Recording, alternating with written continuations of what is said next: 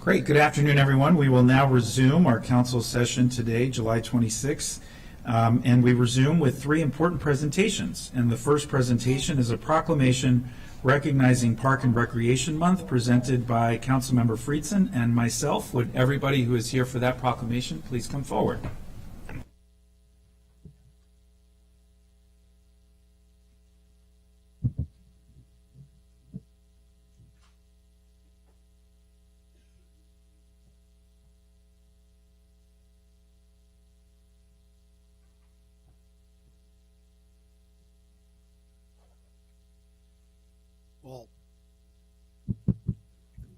Good afternoon. We have had a busy day so far at the County Council, but wouldn't miss this opportunity to celebrate Parks and Recreation Month. And no, there is no Leslie Knope here today, unfortunately. But I am so privileged and honored to be able to join the Council President as the former Recreation Director, me as the Council Lead for Parks, to recognize this month and to recognize the staff and the team that makes our Parks Department and makes our Recreation Department the life-saving assets that they are in our community. We know how important our Parks and Recreation are to mental health, to physical health, and to well-being of our community, but never was it so important, never was it needed more than during the pandemic, when so many of our older residents, so many of our youngest residents in particular, so many of our most vulnerable residents were denied access to the activities that they desperately need to live healthy lives, to let off stress, to be able to participate in healthy activities. And I just want to thank our teams here. We have our directors, Riley, both directors, and also to Adrian Clutter, and to the entire team, because they're really here representing the entire teams who we have. I'd like to turn it over to the former director of the Department of Recreation and now our council president to say a few words as well. Thank you. Yes, I have proudly served on both sides of this aisle and can speak in the first person about the tremendous dedication of both remarkable agencies that don't get enough credit, frankly, for the service that they provide on behalf of all of our residents every day, especially those most vulnerable. As Councilmember Friedson noted, throughout the pandemic, both departments stepped forward in ways that were truly remarkable. The Department of Recreation, although wasn't able to offer direct programming services, help deliver meals to senior citizens, help connect our generations through technology programs that ended up being critical throughout the pandemic. And our Parks Department used tremendous innovation to open up our parks in ways that we had never opened before, to really help with the mental health and stress that all of us were feeling and continue to feel as a result of the pandemic. So both agencies are exemplary and among the best in the entire country. I would say the best in the entire country. And with that, I'm proud to turn it over to both of them to say a few words.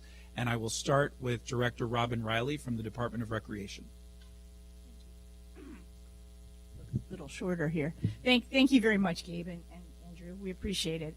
Yeah, I proudly stand here representing all of our amazing staff who are out in the field right now to this day, delivering services and programs for those who might not otherwise be able to get them. So we're running summer camps, summer pools, after-school programs, senior programs all at the same time. And we couldn't do it without the support of our amazing critical staff who work every day, every night, every weekend to deliver services, to build resiliency and grit, health and wellness, and social connections that they often miss. So thank you for this opportunity to be here. We appreciate it. Thank you. Thank you.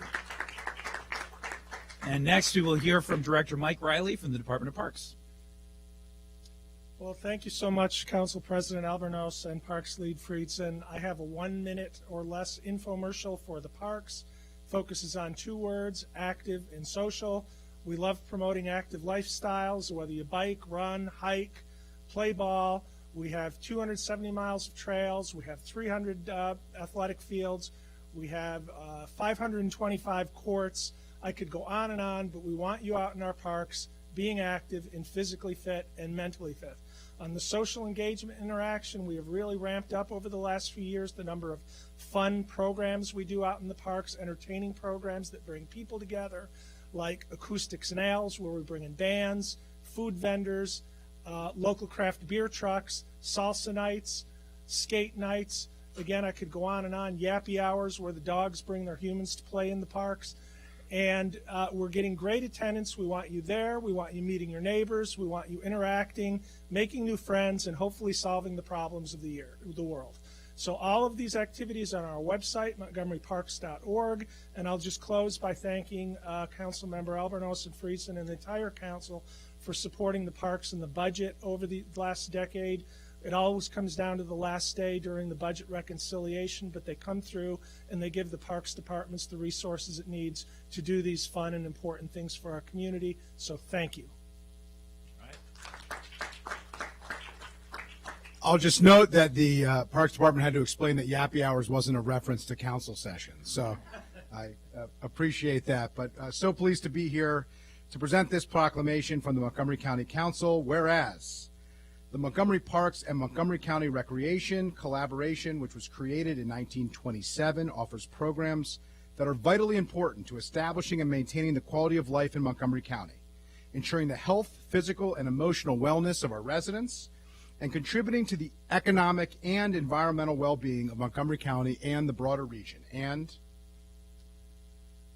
whereas Montgomery Parks and Montgomery County Recreation offer a variety of parks and recreation opportunities designed for all ages and interests, including popular recreation and athletic programs, special community events, senior activities, nature exploration, tennis and aquatic programs, arts and cultural activities, and volunteer opportunities. And whereas the county's more than 420 parks across nearly 37,110 acres and 21 recreation centers contribute to our economic prosperity by increasing property values, expanding the local tax base, fostering tourism, and attracting and retaining businesses to our community. And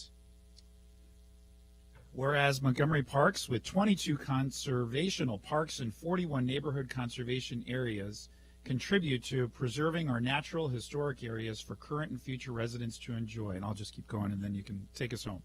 And whereas Montgomery Parks and Montgomery County Recreation play a vital role in supporting racial and social equity across the county by ensuring that all residents have access to spaces and opportunities to experience nature, enjoy time with friends and family, and bond with neighbors. And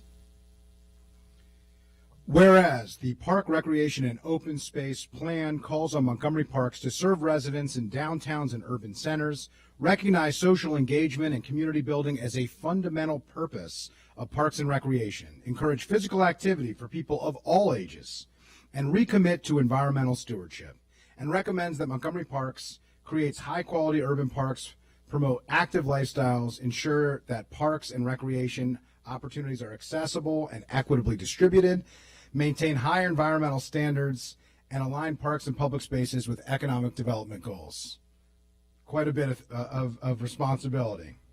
Now, therefore, be it resolved that the County Council of Montgomery County, Maryland, hereby proclaim the month of July 2022 as National Park and Recreation Month and encourages all community members to get out and enjoy our award-winning medley of trails, sports leagues, fireworks, nature centers, senior centers, community recreation centers, swimming pools, concerts, and summer programs, to name a few. Presented on this 26th day of July in the year 2022, signed by myself, Andrew Friedson is lead for Parks, and Gabe Albornoz, Council President, and Rec Director Emeritus. Yeah.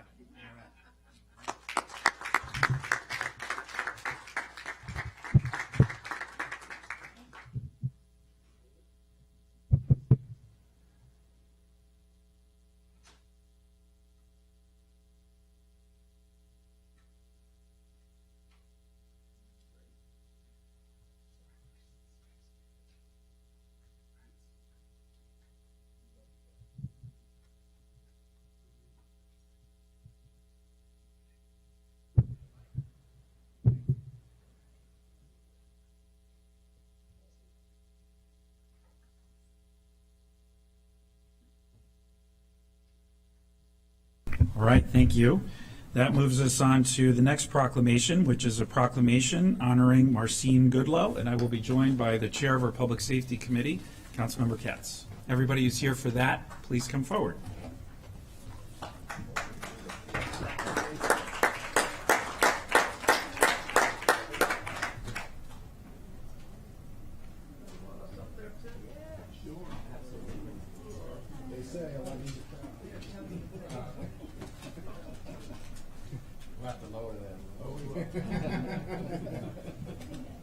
We will lower for you. No worries, Marcine.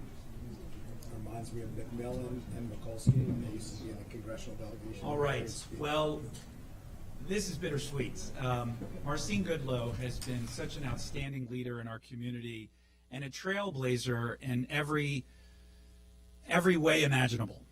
She has been an outstanding leader and one that I have had the opportunity to observe in the course of her work for now generations. We are all better off because she has chosen the incredibly important career choice of ensuring the public safety of all of us here in Montgomery County.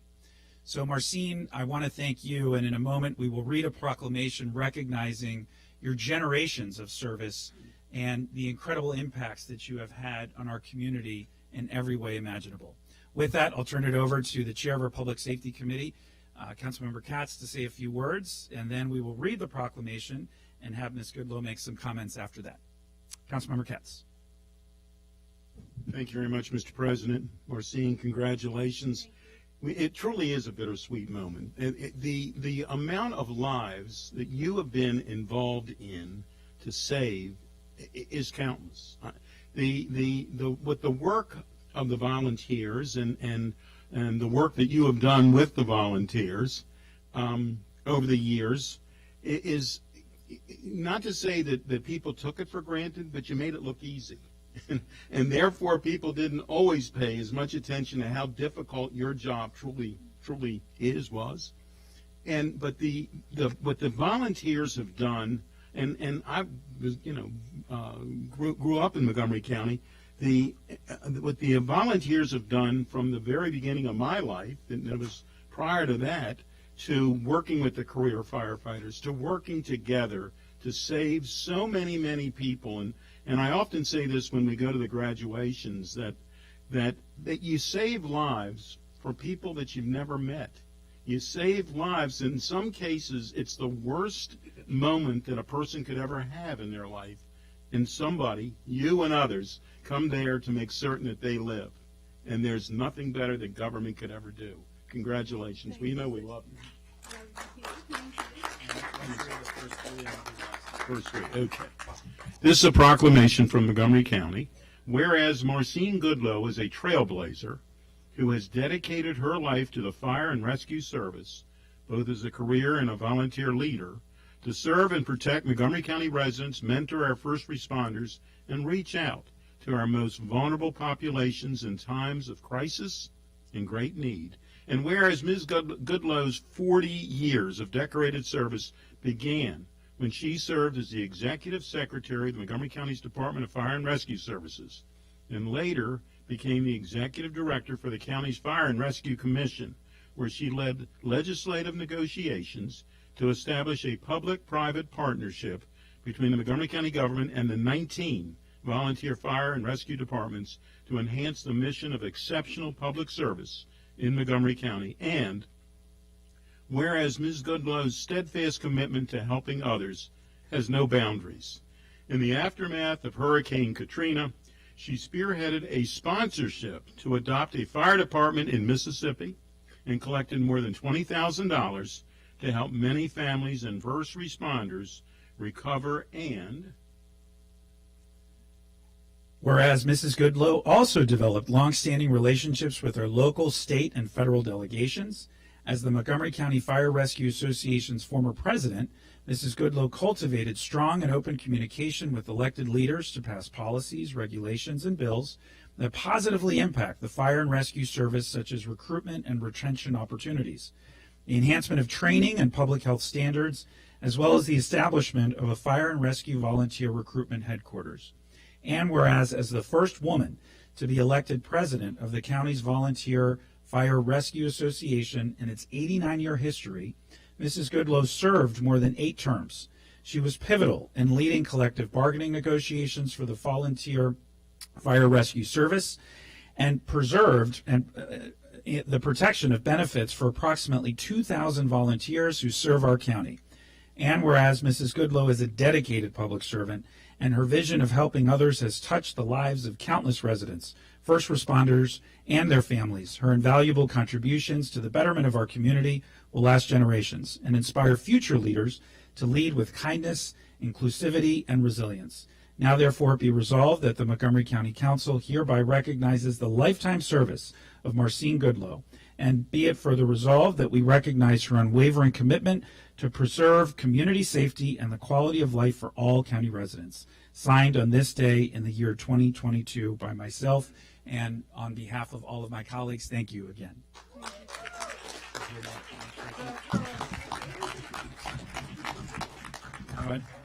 Yeah. That's probably better. Thank you. It's indeed a great honor to have received this proclamation. But what I want you to know is the people in back here, the ones that are out there, Chief Bailey, Steve Robbins, Kevin, Heather, Lynn, those are the people that merit this award because they're the ones that are out there too on a daily basis. They're outstanding. And in Montgomery County, every citizen should be extremely proud that in our nation, Montgomery County Fire Rescue and EMS service is considered one of the best in America. And I also want to thank the County Council for working with you with the Public Safety Committee and the full council. One of the things that we did accomplish in the code is Chapter 21. Chapter 21 clearly spells out the rights, the authority, the equal treatment of volunteers. And that document has been honored by the County Council members and will continue to be honored so that we continue to work with our brothers and sisters in the career side. My sister, Anita, who is an EEO expert and has done so much, is someone and her mom that is part of the family that you see here today. The Fire Rescue Service is a family, and we're blessed to have them. And I want to thank each and every one of you for your dedication. And again, this honor goes to each and every one of you. God bless.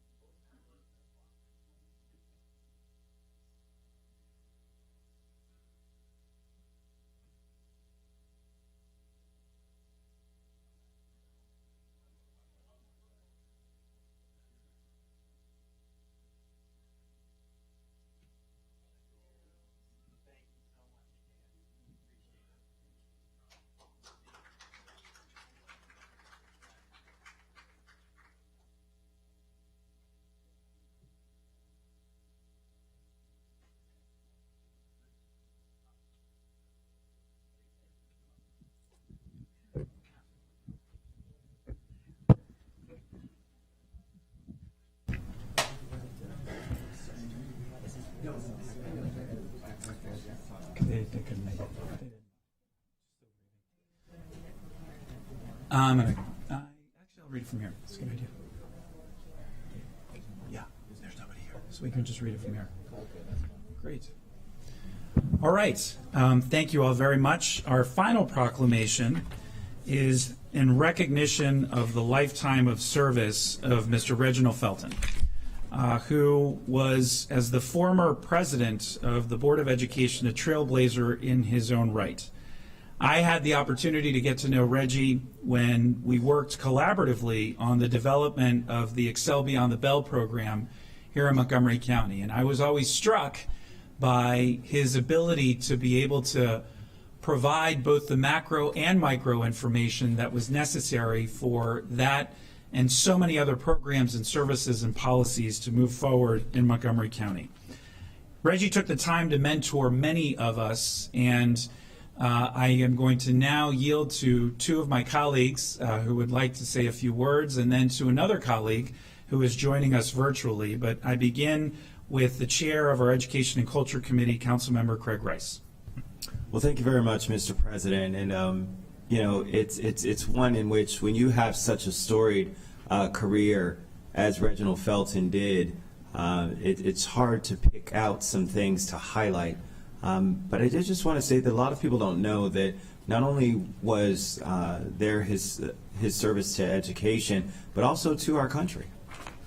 He was the senior executive with the U.S. Department of the Navy and also served as a commissioned officer in our U.S. Coast Guard, and then took his service to our community to make sure that children would be, as he was, fortunate enough to realize the great opportunities that can befall you when you have a high-quality education. And he took that all the way from Montgomery County Public Schools up to the Montgomery College Board of Trustees, as well as working with the George B. Thomas Learning Academy to continue to make sure that those students that were at risk had the tools necessary to help support them to get them back on track and ensure that they were successful. So many times we wait until a person is gone before we tell them how important they have been. And so I encourage folks to make sure that they thank people for their service while they're here. Certainly I know that we've done a lot when it comes to Mr. Felton, but as a person who devoted his life to public education and to service, we owe him a debt of gratitude, not just here in Montgomery County, but across the nation. Back to you, Mr. President. Thank you very much. Councilmember Jwando. Thank you, Mr. President. I've shared some personal anecdotes about Reggie, as we called him, Felton, at a previous session, but since we are honoring him appropriately with this proclamation, just want to add on again. I mean, I think it's really telling that someone, instead of a gift or flowers, you know, it was his wish that people donate to Saturday school, that people donate to helping children learn as a legacy and memorial of him passing. His funeral was at the end of June, and his wife, Diane, of 52 years, is still grieving, and we send her our thoughts and our prayers. His mother, Gladys, his son, Brandon, and his daughter-in-law, Bree, as well as many grandchildren. I think about him a lot at this time of year because we often would vacation at the same beach area, and he was kind of a surrogate granddad to my kids. And gone too soon, but leaves a deep and abiding legacy that Montgomery County residents and residents from the entire region are going to benefit from for a long time. So rest in peace, and thank you, Mr. President, for honoring him in this way. Absolutely. And now we turn it over to the Honorable Herman Taylor, who was also mentored by Reggie and considered him a close friend as well. Delegate Taylor. I think you're on mute.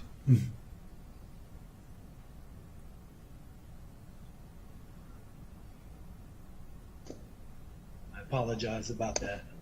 Good afternoon, President Albanaz and all the distinguished members of the County Council. Thank you for having me here and honoring this request. It's really good to see all of you all.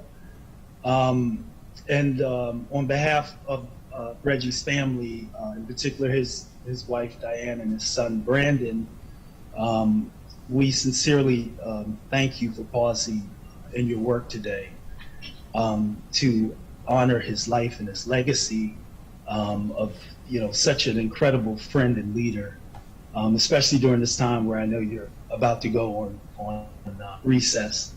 The past 2 months have been a lot.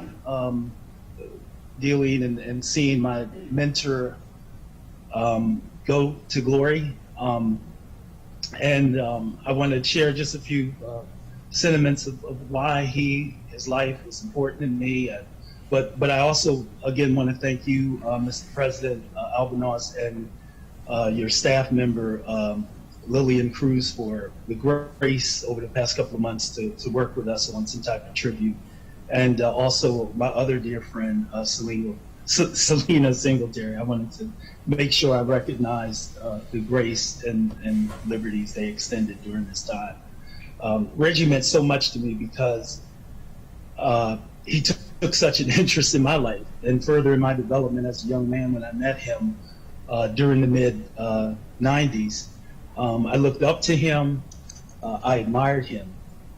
He embraced me right when we first met, just about. And from then on, he would refer to me affectionately as his little brother.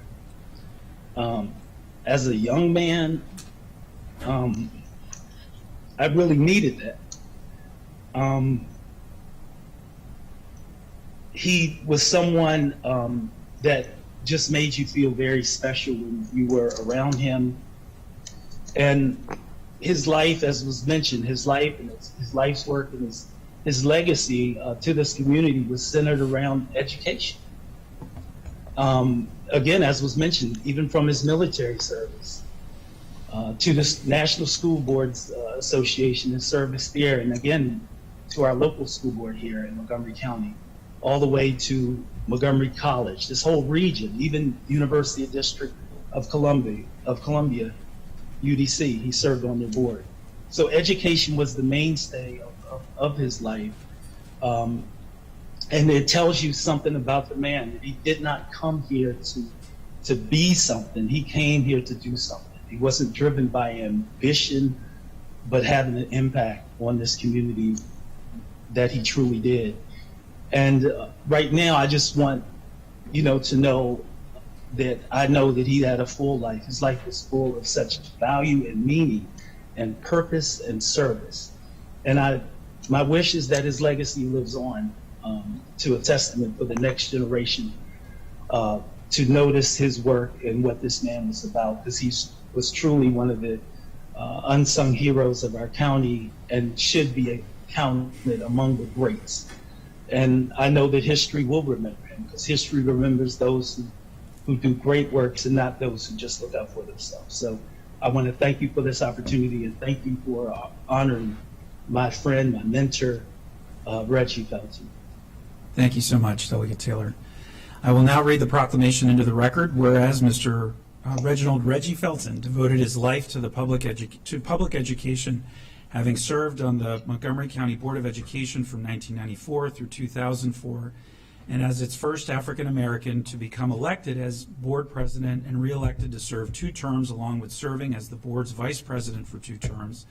And whereas Mr. Felton served on the Montgomery College Board of Trustees from 2007 through 2015, where he promoted partnerships and support for students with a keen focus on early education, along with adult and senior citizen education, and instilled the importance of learning in each stage of life.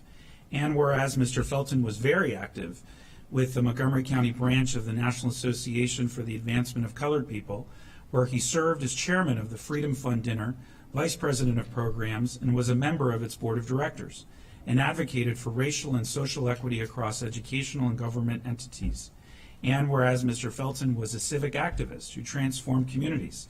Because of his vision, he was appointed by former County Executive Doug Duncan to serve as the first chairman of the Silver Spring Center Citizens Advisory Board, representing and advocating for underrepresented communities. And whereas Mr. Felton continued to serve the community as treasurer of the Rudolph Snowden Memorial Scholarship Fund and vice president and board member of the George B. Thomas Learning Academy Incorporated, the longest and continually operating community-based tutorial program in Montgomery County.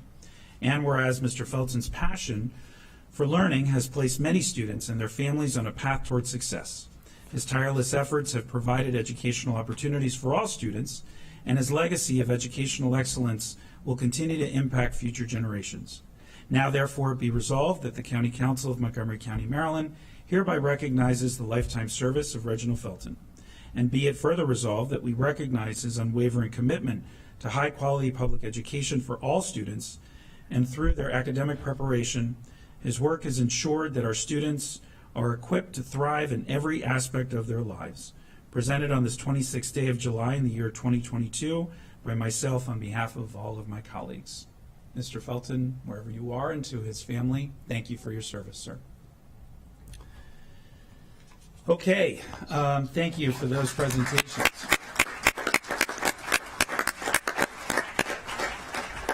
We now move on to our public hearings, and we thank everybody in the audience, and we please ask for your patience. There are 18 public hearings this afternoon, and we begin with item number 9.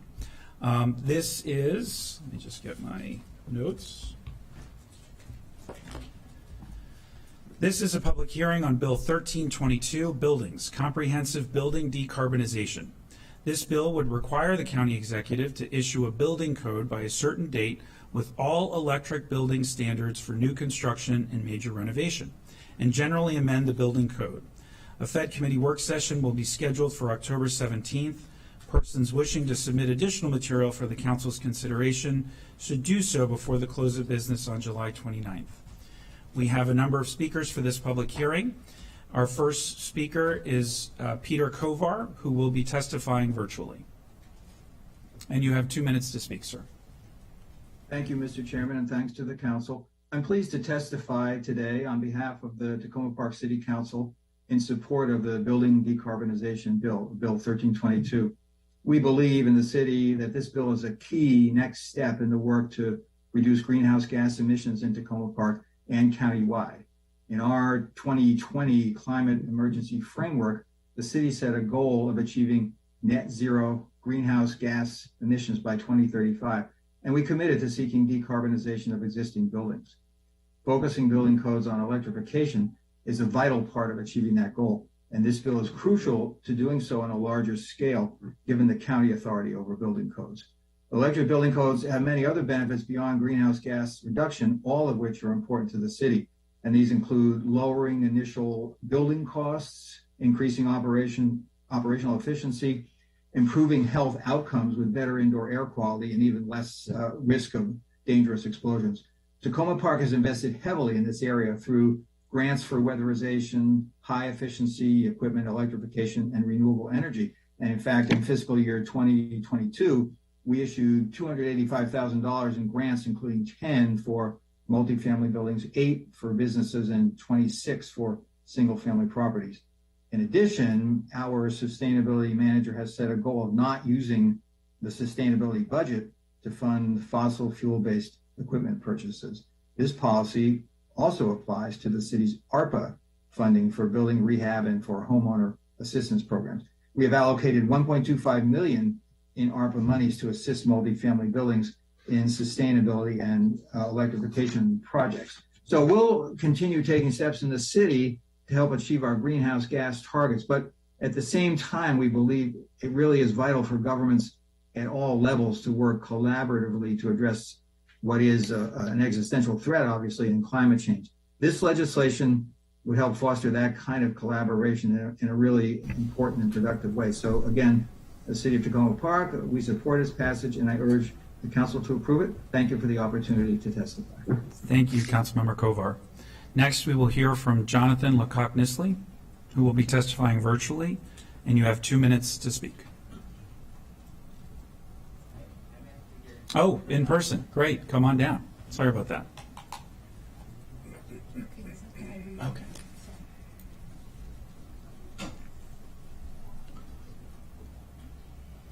Just have to hit the button right by the microphone. Yeah, great. Thank you. Good afternoon. My name is Jonathan Lecoq-Nisley, and I am the Director of Faithful Advocacy for Interfaith Power and Light, DMV. I'm speaking today in support of Bill 13-22 because our faith communities have long been taking action to green our houses of worship as a way to care for our climate and our neighbors. In the past year, many congregations have been learning more about the danger that burning gas in our buildings poses to our health and our climate. The Sikh Spiritual Center, right here in Rockville, is one of many congregations across our region that have participated in a gas leak tagging event. Using a handheld methane leak detector, they were able to find a number of leaks in the gas network right in their own community. I know that sometimes these conversations about our power sources and our heating systems can seem very dry and technical, but for these congregations that have found gas leaks, the consequences of our dirty energy system are all too relatable. And sadly, what the Sikh Spiritual Center found right here in Rockville is not surprising. My organization and our partners recently released a report highlighting hundreds of leaks we found in Washington, D.C.'s gas network. That report echoes what similar efforts have found across the country. And the dangers don't end at our front door. Studies have shown that children growing up in a home with a gas stove are significantly more likely to have asthma. That's why I ask you to amend this bill to keep affordable housing on the same timeline as the rest of our buildings. The communities that depend on affordable housing deserve equal protection. We must make sure that new affordable housing is built with electric appliances that protect the lungs of our youngest neighbors. Across Maryland, faith communities are starting the work of turning away from burning, getting off of our leaky gas network and choosing clean electric appliances instead. We urge you to join us. Thank you very much. Next, we will hear from Shruti Bhatnagar, who is testifying virtually. Good afternoon, Council President Albornoz and members of the Montgomery County Council. My name is Shruti Bhatnagar. I'm chair of the Sierra Club Montgomery County Group, testifying in support of Bill 1322. The Montgomery County Sierra Club Group supports the passage of this legislation to mandate in a comprehensive manner that new construction in Montgomery County be all electric. New construction should utilize electricity for space heating, service water heating, cooking, clothes, washing and drying, and lighting, and should not use fuel, gas, or fuel oil. We recognize, as this bill does, that careful consideration should be given to the mechanics of shifting to electricity from gas and fuel oil, including the basic timeline and the possibility of including certain limited extensions or exceptions for specific types of building. The basic timeline should require expeditious action. The 2024 implementation date, including in this legislation, is in accord with the November 2021 recommendation of the Maryland Commissions on Climate Change that statewide an all-electric construction code be enforced as early as possible, but no later than 2024. The necessity for establishing all-electric building standards for new construction is clear. Electricity is becoming clearer as efforts increase to rely on wind, solar, and geothermal forms of energy. However, Maryland is still far away from achieving 100% clean electricity. In that regard, the Sierra Club continues to strongly support additional action by Montgomery County to effectively allow for and support the generation of clean energy within the county's borders, particularly solar energy. Constructing all electric buildings has important benefits in addition to reducing greenhouse gas emissions. In 2017, the County Council adopted an emergency climate mobilization resolution establishing our county's goal of achieving an 80% reduction in greenhouse gas emissions by 2027 and their 100% elimination by 2035. Half the allocated time now has passed for achieving the 80% reduction. Achieving this reduction requires the county to address the source of half of our greenhouse gas emissions, our buildings. We applaud the enactment of building energy performance standards for existing buildings. Now the council must act to address new construction. We urge the council to pass Bill 1322. Thank you for the opportunity to testify today, and a full testimony has been submitted and written. Thank you very much. Next, we will hear from Walter Weiss.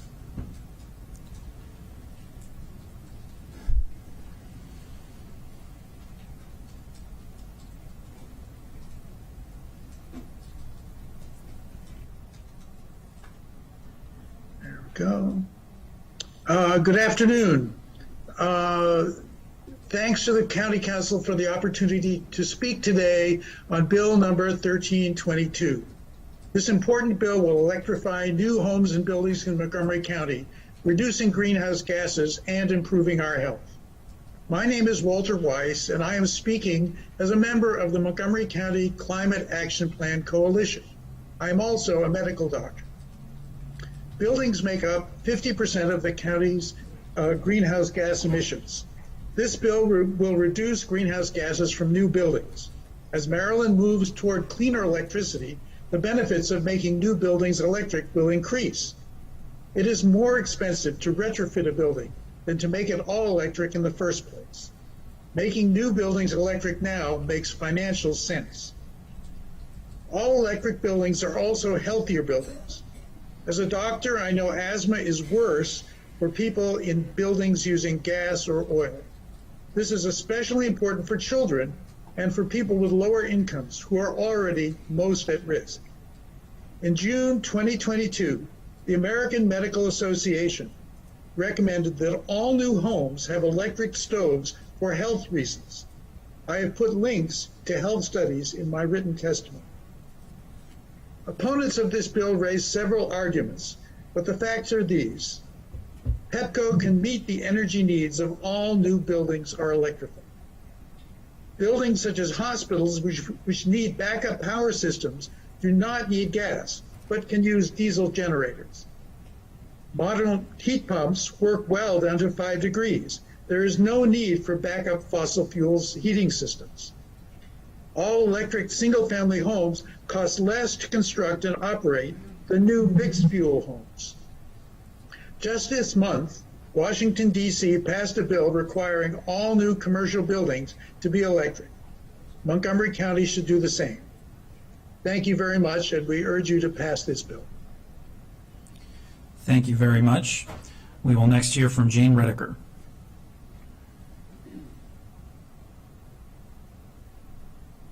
Good afternoon. Jane Redeker on behalf of the Greater Silver Spring Chamber of Commerce.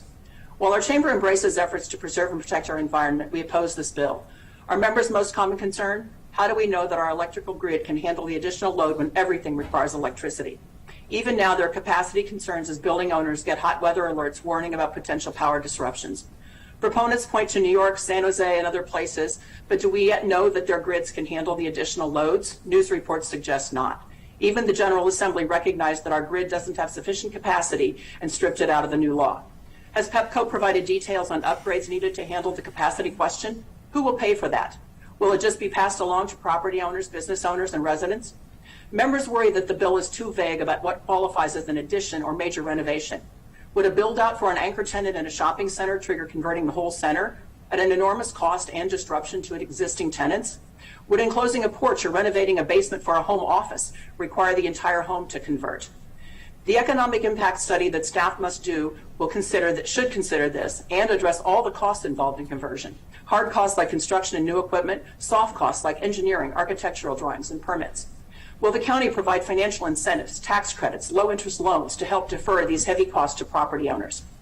What does the shift to an all-electric community mean for Washington Gas's ability to provide service? With fewer customers paying for natural gas, will they be able to maintain the system? What will happen to fuel costs for those who need emergency generators? This bill's goal is to reduce our carbon footprint, but where does our electricity come from? 93.7% of the electricity we use today comes from non-renewable fuel like coal and natural gas. Only 6.1% comes from renewables. Renewables are not nearly sufficient to meet our needs now, let alone in a future all-electric county. For these reasons, we must reiterate what our members have said to us. Moving forward on this bill is like putting the cart before the horse, and it's not ready for prime time. Thank you for the opportunity to provide our input. Thank you. Next, we will hear from Cliff Majurczyk. Thank you very much, Mr. Chairman and committee, for this opportunity to testify in favor of Bill 1322. I am Cliff Majurczyk of the Institute for Market Transformation. IMT is a national nonprofit that catalyzes demand for high-performance buildings. To do this, we work with Montgomery County and jurisdictions across the country to create and deploy building codes and other performance policies that help to decarbonize buildings. IMT works with more than 100 local and state governments, which collectively contain roughly half of all large buildings in the United States. One of our partners is the District of Columbia. As you just heard, the District Council on July 12th unanimously passed a bill requiring that all new and renovated buildings be all electric. The district bill is very similar to Bill 1322, except that it has far fewer exemptions. The resulting new building codes in the district will complement Bill 1322. Building owners, developers, designers, and contractors will use the same strategies to comply with building codes in both jurisdictions. In enacting its climate emergency, the county committed itself to eliminate greenhouse gas emissions by 2035. New furnaces and boilers can last 30 years or longer. There is no way the county would be able to meet its climate commitments without removing gas equipment long before the end of its useful life. Such renovations would make no economic sense. It is much less expensive to install heat pumps in the first place than to install a furnace and then a few years later have to remove that furnace. Happily, Bill 1322 is both an important step that the county can take to meet its commitment and low-hanging fruit. In addition to their climate benefits, all electric buildings are less expensive to build and operate, safer, cleaner, and healthier. When constructing a building, it is less expensive to install heat pumps than to install a gas furnace or boiler and the pipes that go with it. And Pepco's study for DC found that its grid will be able to handle the new electric load that will result from Bill 1322. Bill 1322 benefits from best practices and lessons learned from around the country. By integrating its requirements into the county's building code, it will make it easier for designers and contractors to learn of and comply with the requirements.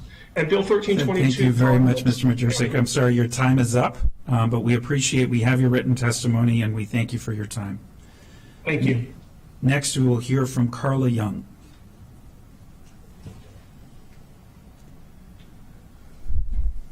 Thank you, Council President Albornoz and members of the Montgomery County Council for allowing me to testify today on behalf of the members of the Greater Bethesda Chamber.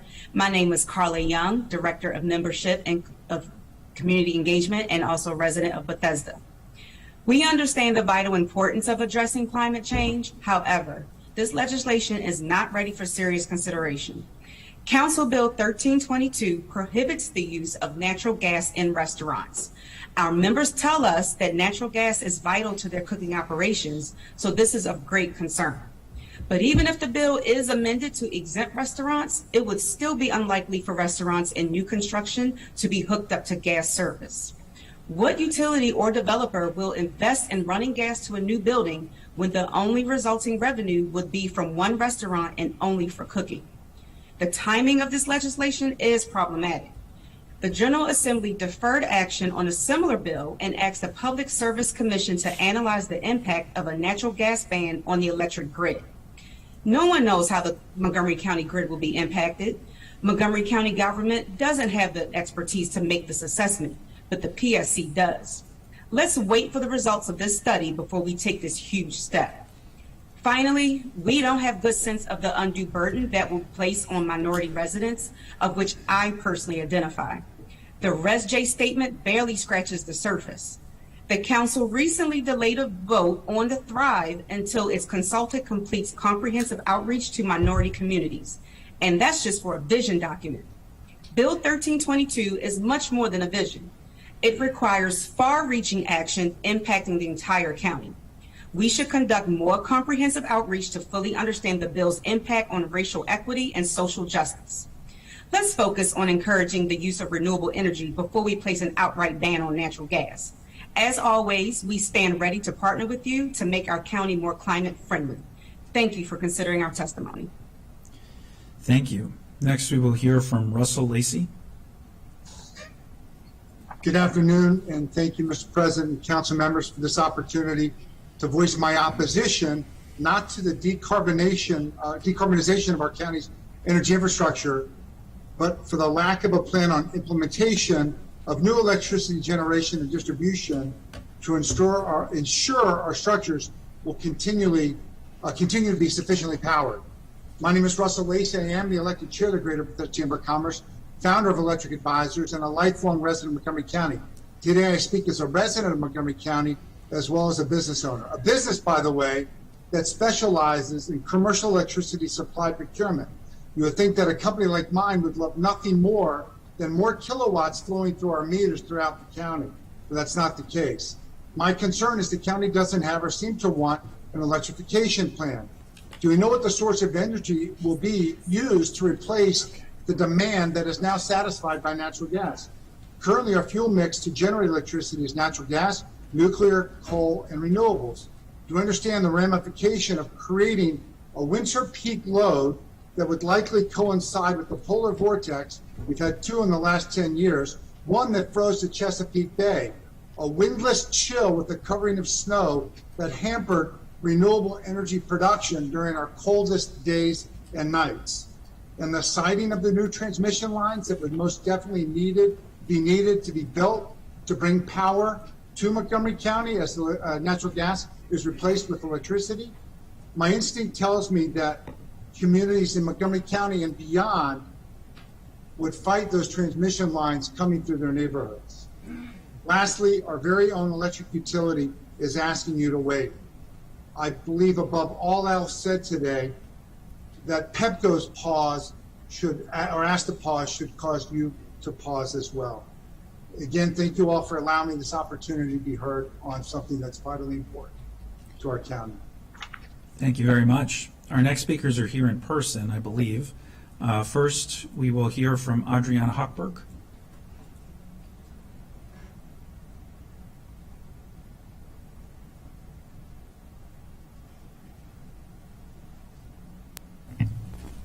Good afternoon. My name is Adriana Hochberg, Climate Change Officer and Acting Director of the Department of Environmental Protection, speaking on behalf of the County Executive. Thank you to Council President Albornoz for the opportunity to testify on Bill 1322, and thank you to Councilmember Reamer for partnering with the County Executive on this important piece of legislation.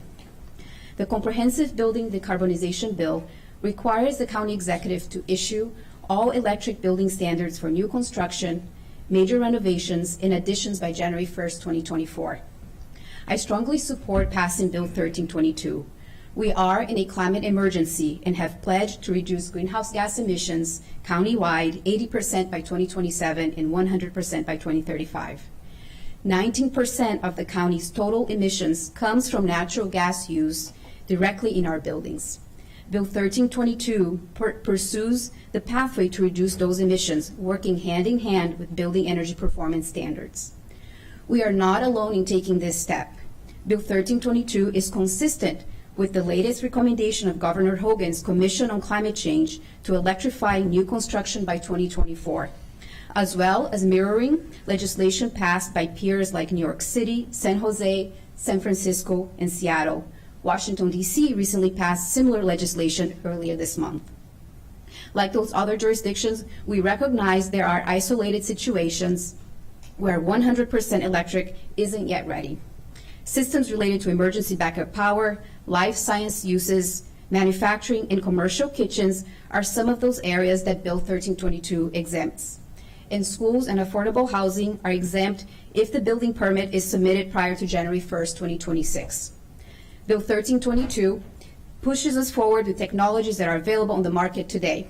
It is a crucial step for the county to achieve our zero greenhouse gas emissions goal and ensure new construction is built with safer, human-focused, and cost-efficient equipment. Thank you.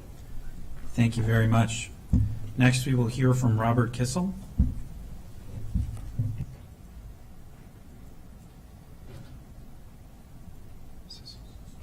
Sissel, sorry.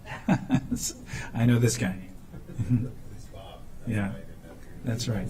Good to see you, Bob. Good to see you guys, too. My name is Bob Sissel. I'm the Director of Montgomery Agricultural Producers, and I'm here to testify on behalf of Bill 1322 with amendments. We are asking for amendments in relationship to agricultural buildings. But I'm going to take just a few seconds and say to the council, because I may not see some of you the next time I testify, and I want to thank you guys for the work you've done through the COVID process. You really have looked out for our health and our well-being, and you don't get thanked much, and I want to thank you for it. I also want to thank the council. Absolutely. Clock's ticking, don't clap too long. I also want to thank you, the current members and future members, but the members that may not be here in the future, for your support of agriculture over the years. As you know, the agricultural community is a very tight-knit community.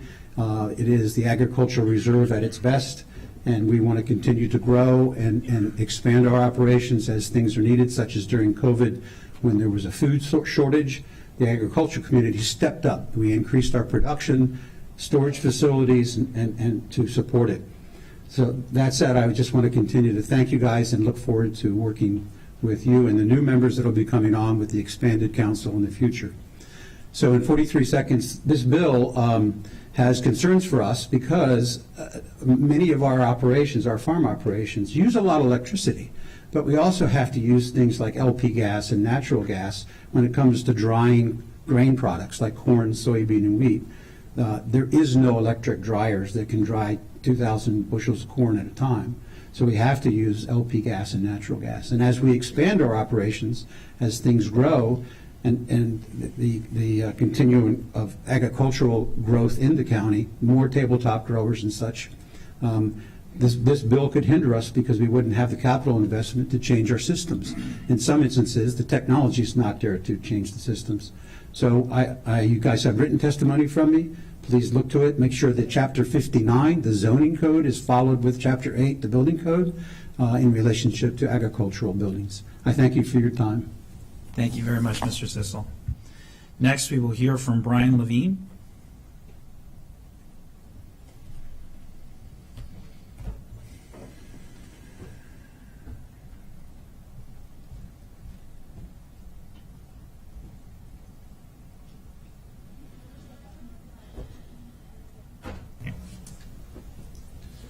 Good afternoon, Council President Albornoz, Vice President Glass, and members of the County Council. My name is Brian Levine, and I'm with the Montgomery County Chamber of Commerce, and we are here today in opposition of Bill 1322. To be clear, as an organization, we do think that climate change is a serious global threat to our national security, economy, and quality of life. However, our chamber urges the Council to first allow for the coordination of this type of proposal with other state and national efforts. We ask this because Montgomery County is part of a regional and national economy.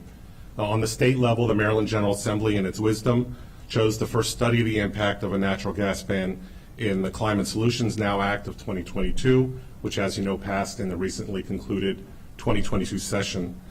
The state legislation, which institutes a substantial and aggressive climate policy, requires a study by the Public Service Commission to determine whether there is adequate energy infrastructure in place now or to identify the need for additional infrastructure to support a sweeping natural gas ban. We agree that the results of this study and the opportunity of additional public hearings and comment are essential for any sort of effective energy-based policy to move forward in Montgomery County. For these reasons, the Montgomery County Chamber of Commerce recommends that the county delay adopting specific bans on natural gas as included in Bill 1322 until it has the benefit of the state's findings and holds further hearings to gather testimony and recommendations. Thank you for allowing me to testify today in opposition to Bill 1322. Thank you for your testimony. Next, we will hear from Mike Tidwell.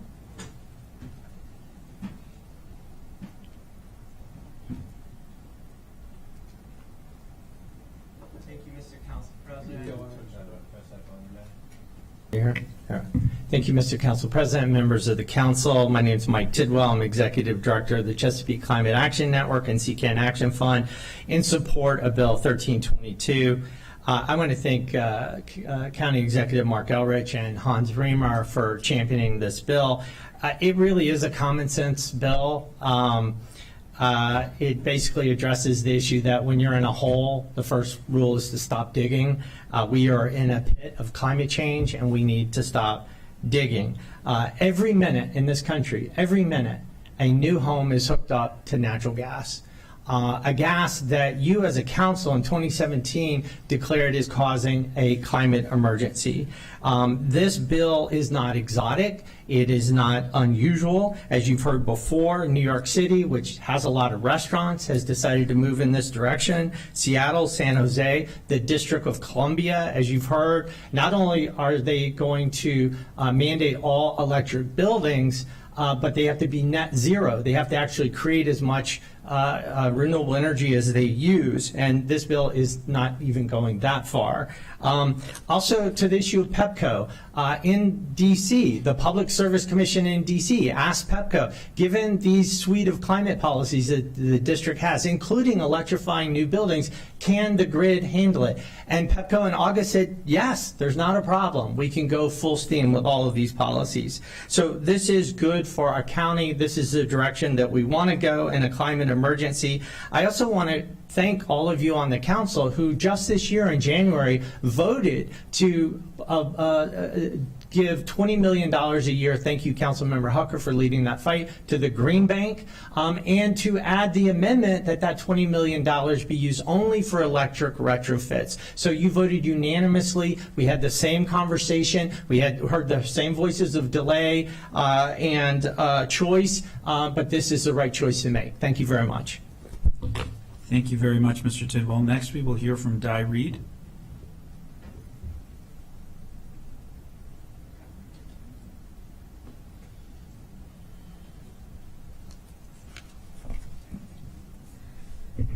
I'll sit here. Good afternoon, Council President Albornoz and members of the council. My name is Tanya Reed, Di for short, and I'm the Maryland Government Relations Manager with Washington Gas. I thank you for the opportunity to testify in opposition to Bill 13-22, Comprehensive Building Decarbonization. Washington Gas serves over 200,000 customers in Montgomery County. And we're here today to support our customers, because we have a duty. While this bill seeks to ban natural gas in new and significantly remodeled buildings and homes, sorry, I thought I memorized it entirely. I did not. This bill seeks to ban natural gas in new and significantly renovated buildings and homes. And while this bill purportedly focuses on decarbonization, the actual implications of this bill will affect our responsibility to continue to provide reliable, safe, and affordable gas to our customers and your constituents. And so we have several concerns with this bill. First, the focus on economy-wide electrification, which dismisses other opportunities for decarbonization, such as the use of bioenergy, hydrogen, renewable natural gas.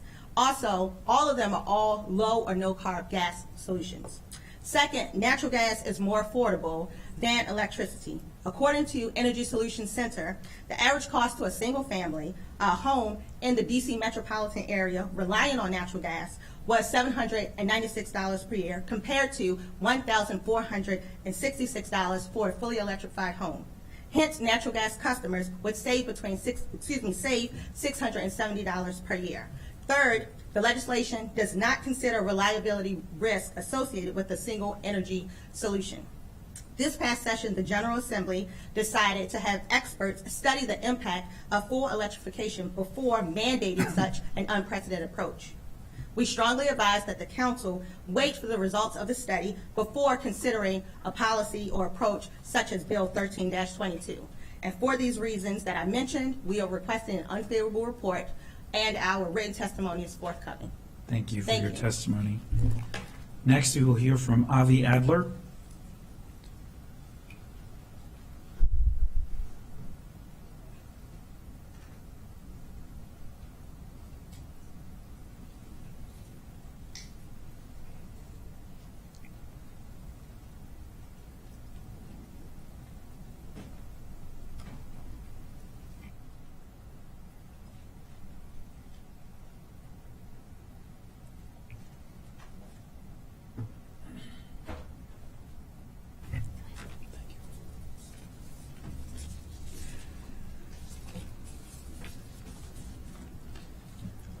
Good afternoon, members of the council. My name is Avi Adler, and I serve as the president-elect of the Greater Capital Association of Realtors. Our association is opposed to Bill 1322. Moving towards 100% electric-powered systems will not decarbonize Montgomery County. Over 60% of the energy from our county's electricity providers comes from coal-powered plants and other fossil fuel sources. Less than 10% comes from renewable sources such as wind and solar. How can we call that comprehensive decarbonization? This bill will hit homeowners in their wallets. Cutting new construction off from natural gas usage will cause the cost of that utility to increase dramatically. Instead of incentivizing residents to make the changes through further support for our brand new Green Bank programs, our enhanced green buildings property tax credits, this bill strips residents of their choice as consumers. Just this year, the state legislature move sweeping climate legislation through the Climate Solutions Now Act. It has 100-plus pages of initiatives, including a 15-month study of the feasibility of transitioning to an all-electric building code, most notably the condition of our power grid as we look at such changes. Moving forward only to find an ill-equipped grid would be dangerous for our county residents. We greatly appreciate your consideration of our association's perspective and look forward to our continued work on these important issues. Our full testimony will be made available to the council. Thank you. Thank you. And finally, on this item, we will hear from Mike O'Halloran.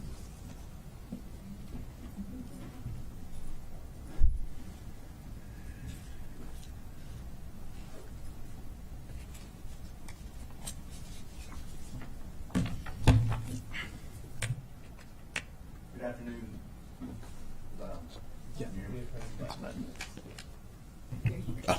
Thank you. Well done. Good afternoon, members of the council. For the record, my name is Mike O'Halloran, here today on behalf of the Mid-Atlantic Petroleum Distributors and Propane Gas Associations.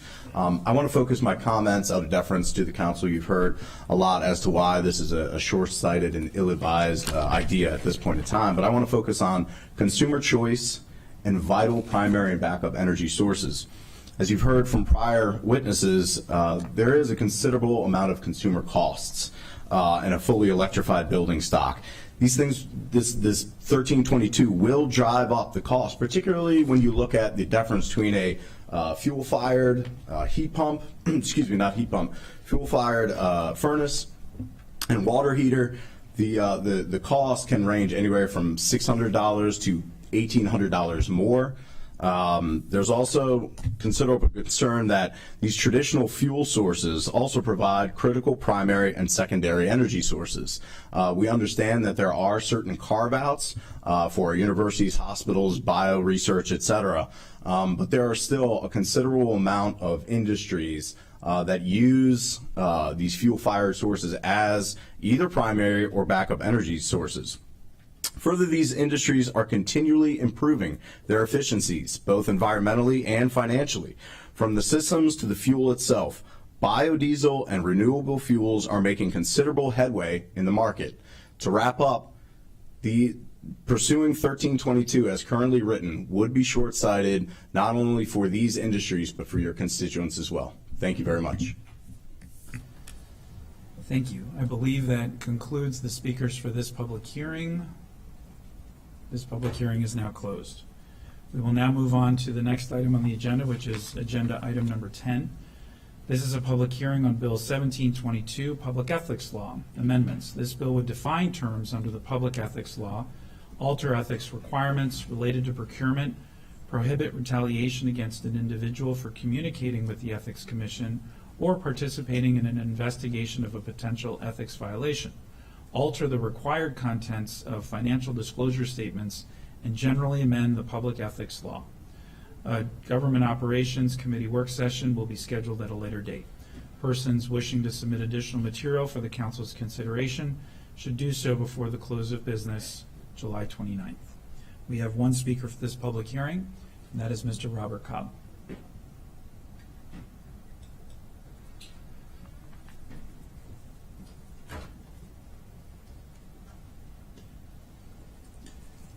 Thank you for joining us, Mr. Cobb. You have 2 minutes for your testimony. Thank you, Council President Albornoz, and thank you to the Council for hearing me this afternoon. I testify in support of Bill 1722, and I thank the President for introducing the bill on behalf of the Ethics Commission. I submitted written comments which appear at page 47 of the packet on the bill, and there's one issue in particular I wanted to bring to the Council's attention.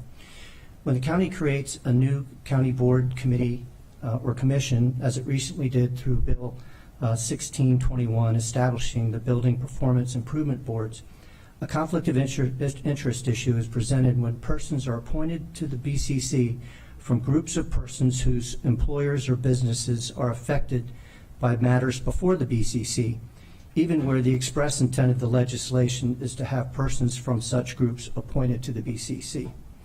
If in establishing a BCC, the intent is for members to represent the constituent groups from which they are appointed while serving on the BC, the organization's mandate should make this clear. The Ethics Commission believes Bill 1621 establishing the Building Performance Improvement Board should be amended to clarify that the members are to represent the views of the groups from which they are appointed. We'll address this and the other issues referenced in the memo to the Government Operations Committee when it takes up the bill. Thank you very much for your attention. Thank you, Mr. Cobb, and thank you for your service. That concludes the speakers for this public hearing, and so this public hearing is now closed. We move on to item number 11. This is a public hearing on zoning text amendment 22-04, commercial uses, light vehicle sales and rental indoor. This ZTA will allow light vehicle sales and rental indoor in the neighborhood retail zone. A Fed committee work session on this ZTA is tentatively scheduled for September 12th, 2022. Persons wishing to submit additional material for the council's consideration should do so before the close of business on August 2nd. We do have speakers for this public hearing, and our first speaker is Robert Harris, who will be speaking virtually.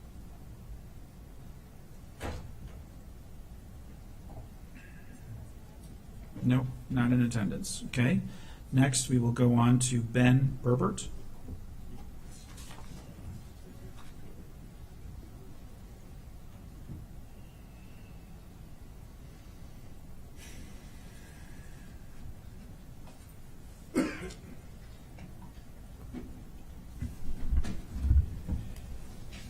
Good afternoon, members of the council. My name is Ben Berbert, representing the Montgomery County Planning Department and Planning Board.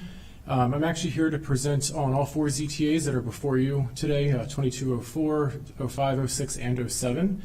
The Planning Board is generally in support of all of these ZTAs with some recommended amendments that you can find in the transmittal packets. Specifically to 2204, upon the investigation that we did in looking into that ZTA and its merits, partnering with our friends at the council staff, different county agencies, as well as internally, it became pretty apparent that the actual definition of the light vehicle sales indoor doesn't exactly match what I think a lot of the agencies over the years had interpreted this to mean.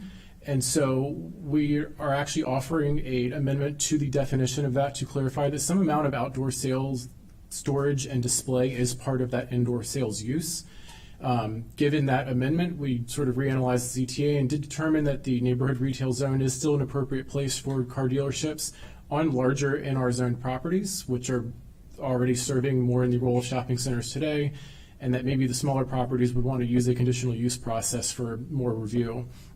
Regarding ZTA 2205 for signs, the Planning Board is appreciative of this comprehensive effort to rewrite the entire sign ordinance. It's been a few decades since it was last tackled this comprehensively, and we think this is a good way of streamlining it. The board does acknowledge that it does not have a lot of actual implementation to the sign review chapter, but we do offer a couple of comments in the transmittal packet to make it, we think, a little better. Regarding ZTA 2206, this is the exemption for historic resources. The Planning Board and the Historic Planning Preservation Commission, which we also heard from, both enthusiastically support this CTA. Anything that can actually help incentivize the reuse and revitalization of historic properties that are not being used today, we see as a benefit. It would have very rigorous reviews with the Planning Board as well as with the Historic Preservation Commission to make sure that only things that are appropriate for an historic resource were to happen on these properties.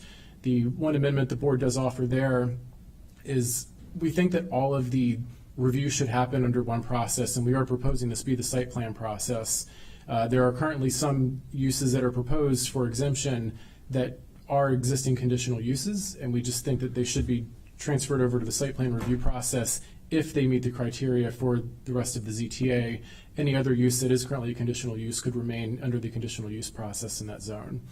Regarding 2207, the R30 zone MPUD optional method development standards, this is another one that we think strikes a pretty good balance of still helping to protect the R30 zone, which has a lot of our naturally occurring affordable housing. A lot of our walk-up garden complexes are in these types of zones, while still offering some flexibility if an applicant wants to come through with a much higher than normally required MPDU level, in this case 30% or more MPDUs.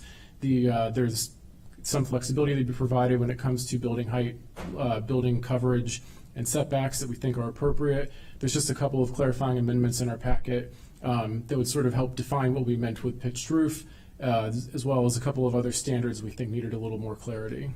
That concludes the presentation. Thank you very much, Mr. Berbert. There are no speakers, more speakers for this public hearing, and so this public hearing is now closed. That takes us on to item number 12. This is a public hearing on zoning text amendment 2205 signs. The CTA will make significant changes to the signs section of the zoning ordinance. A Fed committee work session on this ETA is tentatively scheduled for September 12, 2022. Persons wishing to submit additional material for the council's consideration should do so before the close of business on August 2nd. There are no speakers for this public hearing, and so this public hearing is now closed. That moves us on to item number 13. This is a public hearing on zoning text amendment 2206, exemptions, historic resources, allowed uses. This ETA will allow certain uses on residentially zoned properties that are designated as a historic site or resource on the master plan for historic preservation and have frontage along an arterial or higher classified road. A Fed committee work session on this ETA is tentatively scheduled for September 12th, 2022, and there are speakers for this public hearing. Our first speaker is Kevin Baker, who will be testifying virtually. Thank you, Council President and Council members. My name is Kevin Baker. I'm the senior pastor at Oakdale Church, where this historic building is located. I've been the senior pastor here since 2006, and I really thank you for allowing me to speak in support of this zoning amendment that would allow us to make better use of our historic chapel. We're looking to open a boutique coffee shop there that would allow Oakdale to invite the community into, I think, the best coffee shop only will have, and a place for the community to join, but also to see the beauty of this historic building. Oakdale Church has been a partner in the Olney community for over 200 years. We continue to partner in the community in any way that we can that we believe will further our mission and bless the community. I am hoping that that folks will come in and be able to sit, to gather, that this will be a third space for our community where they can meet but enjoy the beauty of the building and really see some of the great history of the county. I'm also hopeful that that the proceeds, some of the proceeds from this coffee shop will help us with the upkeep. As you know, historic buildings have huge costs to keep them up. And we're hoping that we'll pour some of the resources and proceeds back into the community in ministries and missions that will bless the community, like the Olney Food Bank and others that we continue to support. We believe we can do this with very few modifications. We don't have to do a lot of changes. It will allow the community to see the building in some of its greatness. It allows and invites the community into one of the historic treasures in Montgomery County. And I sure thank you for considering it and for allowing me to speak today. Thank you very much, Mr. Baker. Next, we will hear from Corinne Cassidy, who will also be testifying virtually. Hello, all. My name is Corinne Cassidy, and I am in favor of this CTA. Thank you for taking the time today and honoring this request. I've grown up in Montgomery County, and in the last few years, I've seen my fiance, Chris Miller, who's also on this call, open and grow a business here. We know through firsthand experience that our community is eager and willing to support local small businesses, and with the help of Pastor Kevin Baker, we're hoping to use the Oakdale Chapel on Georgia Avenue as a home to a local coffee shop. We believe this will be a great way to use this space to have our community gather, and also a great opportunity for Montgomery County residents to experience this beautiful historical building. Thank you. Thank you very much for your testimony. Next, we will hear from Chris Miller, who's also testifying virtually.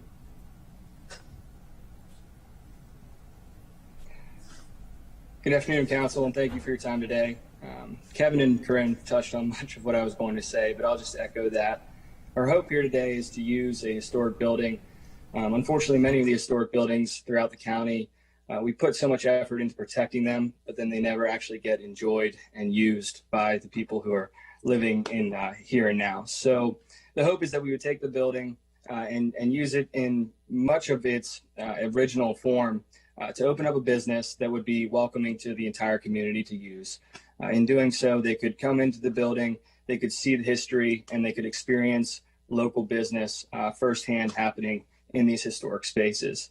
The county council helped my brother and I do something similar a few years ago with the founding of Lone Oak Farm Brewing Company in Olney.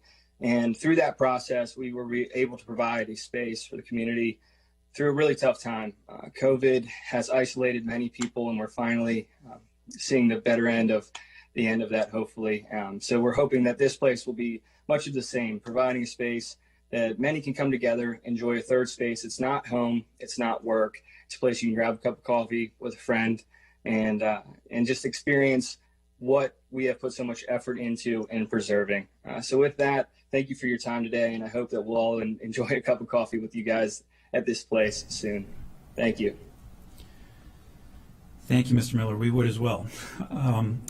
So that there are no more speakers for this public hearing, and so this public hearing is now closed. We now move on to item number 14. This is a public hearing on zoning text amendment 2207, residential multi-unit low-density R30 optional method development. This ZTA will amend the optional method development standards in the R30 zone for apartment buildings that provide at least 30% moderately priced dwelling units. Additionally, it will add standards for common open space under optional method development. A Fed committee work session on this ETA is tentatively scheduled for September 19th, 2022. We have one speaker for this public hearing, and that speaker is Jeff D.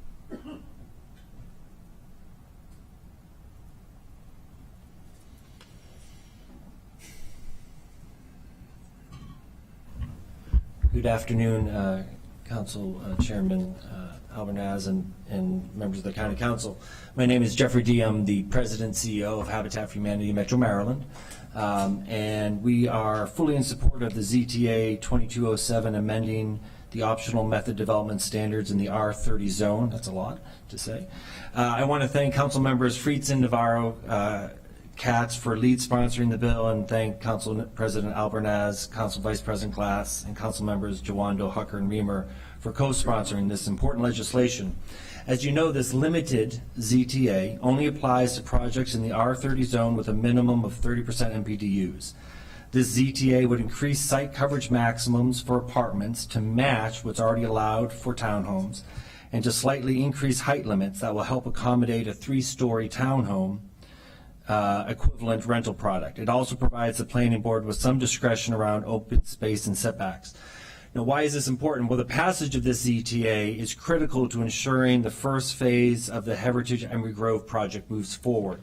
Heritage Emery Grove is a unique historical redevelopment project in Gaithersburg, that will occur on 40 acres of land owned by Emery Grove United Methodist Church, the Housing Opportunities Commission, and Montgomery County. This project will focus on mixed-income home ownership and affordable senior rental apartments, with Emery Grove UMC as the historical center of the project. And this project is important because it provides all of us the opportunity to be intentional in our actions to rectify the past harms of urban renewal in the 1960s and 70s, which brought undelivered promises and the demise of a vibrant community. In our county, there is a 32% gap in the home ownership rates of white households versus black African American households. And we also understand that white households have 10 times the wealth of black households. When the primary way to build wealth in this county is home ownership and historic actions, existing systems perpetuate this disparity, we must act with targeted intentionality, and we ask for your affirmative vote on that. Thank you. Thank you very much. There are no more speakers for this public hearing, and so this public hearing is now closed. I think Councilmember Rice wanted to make a note. Yes, I'd just like to be added as a co-sponsor. I think it got left off the list, but just want to make sure that was reflected in the record. Thank you. Thank you. We now move on to item number 15. This is a public hearing on amendments to the FY23 through 28 Maryland National Capital Park and Planning Commission Capital Improvements Program, Elm Street Urban Park and Little Bennett Regional Park Day Use Area. Action is scheduled immediately following this hearing. There are no speakers for this public hearing, and so this public hearing is now closed. Can I get a motion to accept this? Okay, moved by Councilmember Rice, seconded by Council Vice President Glass. All those in favor, please raise your hands. That is unanimous among all those present, and I believe virtual. All right, that moves us on to item number 16. This is a public hearing on Supplemental Appropriation 23-4 to the county government's FY23 operating budget for the Department of Health and Human Services in the amount of $316,840 for the extended IFSP Infants and Toddlers Grant. Action is scheduled immediately following this hearing. There are no speakers for this public hearing, and so this public hearing is now closed. Can I get a motion to accept this special appropriation? Moved by Councilmember Friedson, seconded by Councilmember Rice. All those in favor, please raise your hands. That is unanimous among all those present. All right, that moves us on to item number 17. This is a public hearing on a supplemental appropriation 23-1 to the county government's FY23 operating budget in the amount of $785,400 for the Department of Health and Human Services screening, brief intervention, and referral and treatment for Montgomery County emergency departments. Action is scheduled immediately following this hearing. There are no speakers for this public hearing, and so this public hearing is now closed. Can I get a motion to accept this special appropriation? Moved by Councilmember Jawando, seconded by Councilmember Katz. All those in favor, please raise your hands. That is unanimous among all those present. That moves us on to item number 18. This is a public hearing on a supplemental appropriation 23-2 to the county government's FY23 operating budget for the Department of Health and Human Services National Suicide Prevention Hotline transition to 988 Lifeline Call Center grant in the amount of $517,608. Action is scheduled immediately following this hearing. There are no speakers for this public hearing, and so this public hearing is also now closed. Can I get a motion to accept this appropriation? Moved by Councilmember Friedson, seconded by Councilmember Rice. All those in favor, please raise your hands. That is unanimous among all those present. That moves us on to item number 19. This is a public hearing on supplemental appropriation 23-3 to the county government's FY23 operating budget for the Department of Health and Human Services Therapeutic Nursery Program in the amount of $213,872. Action is scheduled immediately following this hearing. There are no speakers for this public hearing, and so this public hearing is now closed. Can I get a motion to accept the special appropriation? Moved by Councilmember Rice, seconded by Councilmember Friedson. All those in favor, please raise your hands. And that is unanimous among all those present. That takes us on to item number 20. This is a public hearing on supplemental appropriation 23-8 to the county government's FY23 operating budget for the Montgomery County Fire and Rescue Service Emergency Service Transporter Supplemental Payment Program in the amount of $557,000. Action is also scheduled immediately following this hearing. There are no speakers for this public hearing, and so this public hearing is also now closed. Can I get a motion to accept this special appropriation? Moved by Councilmember Katz, seconded by Councilmember Jawando. All those in favor, please raise your hands. And that is unanimous among all those present as well. And that takes us on to item number 21. This is a public hearing on special appropriation 23-10 to the FY23 operating budget for the Montgomery County College Ignite Hub in the amount of $260,000. Action is scheduled immediately following this hearing. There are no speakers for this public hearing, and so this public hearing is now closed. Can I get a motion to expect it? It's moved by Councilmember Rice, seconded by Councilmember Friedson. All those in favor, please raise your hands. And that is unanimous among all those present, which takes us on to item number 22. This is a public hearing on Expedited Bill 21-22, Weapons, Firearms in or near places of public assembly. This bill would prohibit the possession of firearms in or near places of public assembly with certain exemptions. Remove an exemption that allows individuals with certain handgun permits to possess handguns within 100 yards of a place of public assembly, and generally amend the law regarding restrictions against firearms in the county. A Public Safety Committee work session will be scheduled at a later date. Persons wishing to submit additional material for the council's consideration should do so before the close of business on August 2nd. We do have speakers for this public hearing. Our first speaker is Eric Reynolds, who will be speaking virtually. And you have 2 minutes to speak. Hello, Council President Albornoz and members of the Public Safety Committee. My name is Eric Reynolds. I'm a volunteer with the Montgomery County, Maryland chapter of Moms Demand Action. Sorry, can you guys hear me now? Yes, we can hear you. Okay. Hello, Council President, members of the Public Safety Committee. My name is Eric Reynolds. I'm a volunteer with the Montgomery County, Maryland chapter of Moms Demand Action. I'm a resident of Rockville. I'm here to testify in favor of Expedited Bill 2122, Weapons, Firearms in or near places of public assembly.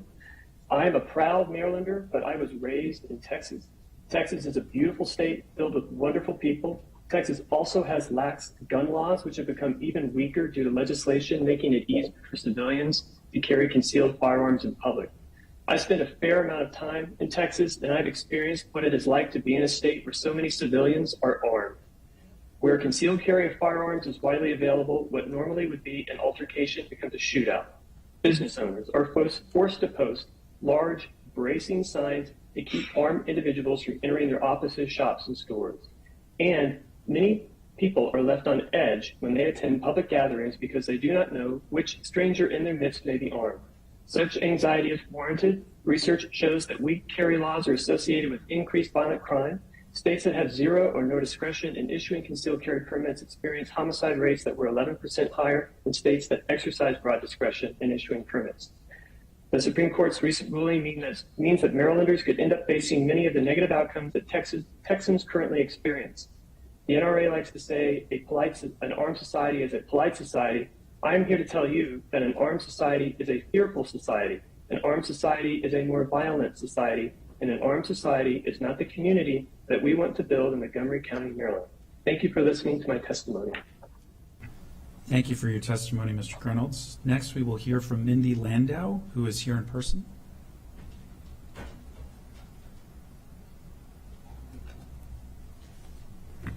Thank you. Good afternoon. My name is Mindy Landau. I am co-lead of Brady United's Montgomery County chapter and also represent Brady, Maryland and our state executive committee. Thank you to Montgomery County Council for giving me this opportunity to testify. Bill 2122 will protect Montgomery County residents from armed threats to our citizens in places where they work, play, and socialize. Our children should not have to fear that someone with a gun will invade their safe space for learning and playing. Citizens should be able to go to work, concerts, and parks without worrying whether the person next to them is carrying a gun. Our citizens don't want to feel anxious, intimidated, or afraid. The presence of guns at or around these public places poses a danger to citizens' emotional and physical well-being. Let's call it what it is. Guns in public places represent armed threats, clear and simple. And intimidation is not what Montgomery County is about. This is why Brady, Maryland appreciates and strongly supports Council President Albernoz's bill. We respect the Second Amendment and rights of gun owners under the Constitution and laws of Maryland, but that right must be exercised so as not to infringe on the constitutional rights of others, including the right to assemble peacefully. Gun laws are designed to do more than protect physical safety alone. They can and do help preserve public order and the freedom of others to peaceably gather, work, and worship without fear and intimidation. As a country, much work has been done over the last 100 years to ensure that freedoms, as represented by the right to assemble peacefully, are accessible by all, regardless of their race, socioeconomic class, or disability. We must continue this work today. Thank you. Thank you very much, Ms. Landau. Next, we will hear from Daniel Carlin Weber, who will be testifying virtually.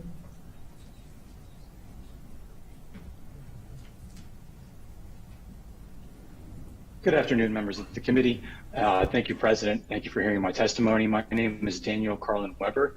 I am speaking on behalf of Maryland Shall Issue in opposition to Bill 2122. You have our written testimony before you. We lay out very clearly that the county has no choice here. They must simply abide by the Supreme Court's ruling from New York State Rifle and Pistol Association v. Bruin. In that ruling, the court finds that there is a Second and 14th Amendment to carry a firearm generally in public for the purpose of self-defense. And this is something that does belong to all Americans, all citizens, all Marylanders, and indeed residents of Montgomery County. When we're talking about permit holders, especially in Maryland, we're talking about some of the most vetted people that exist within our society. These are people who have passed substantial and extensive background checks. Their criminal histories have been looked through. Their mental health histories have been looked through. They've submitted fingerprints. They've spent money to the state, and they've been issued a permit that is very rare as far as permits go around this country. The idea that the county council wants to criminalize all these people that may simply go to a place where the public may assemble or a place within 100 yards of it is beyond absurd. There's simply no way to physically enforce such a thing, which means that enforcement will be arbitrary and capricious. And this is not a situation that we believe that the county wants. I urge you to look to our written testimony. This really does speak on the issues of what are deemed sensitive places. The county council may not just wave a magic wand and wish that all these are sensitive places off limits to the general public to be able to defend themselves with a firearm. The court squarely dispenses with that notion, saying expanding the category of sensitive places simply to all places of public congregation that are not isolated from law enforcement defines the category of sensitive places far too broadly. The county invites expensive litigation at the taxpayer's expense. For those reasons, we urge the county not to move forward with the passage of Bill 2122. Thank you very much. Thank you for your testimony. Next, we will hear from Eli Shimoni, who will be testifying virtually.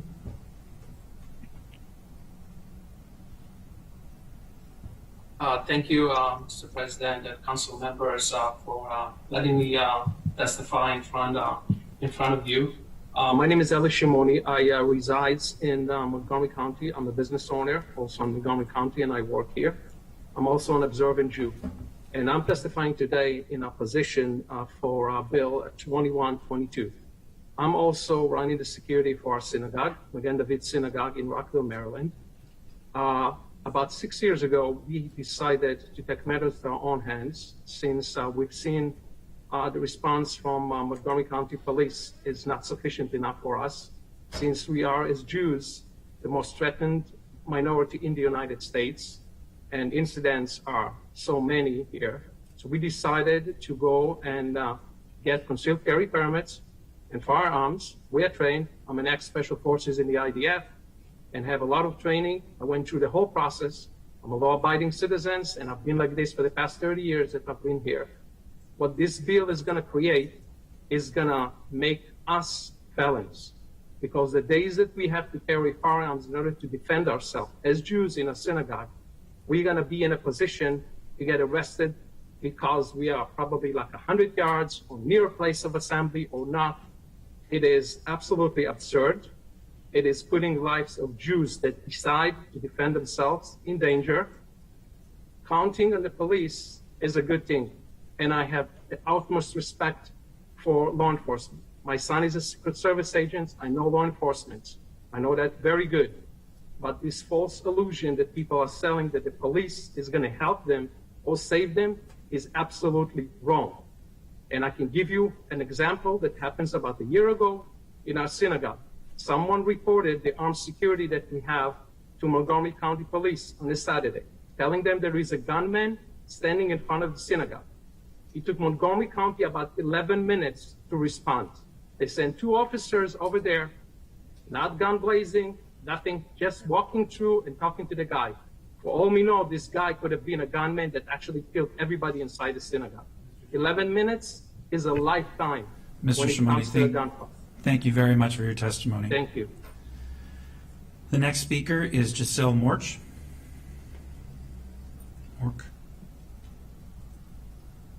Greetings.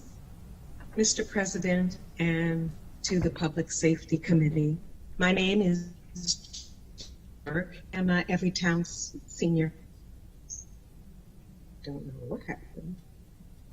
Can you still hear me? We can hear you. I think they shut your camera off, Ms. Mork, because you're coming in and out, and sometimes when you turn the camera off, you can hear more clearly. So please proceed. Oh, no worries. Okay, thank you.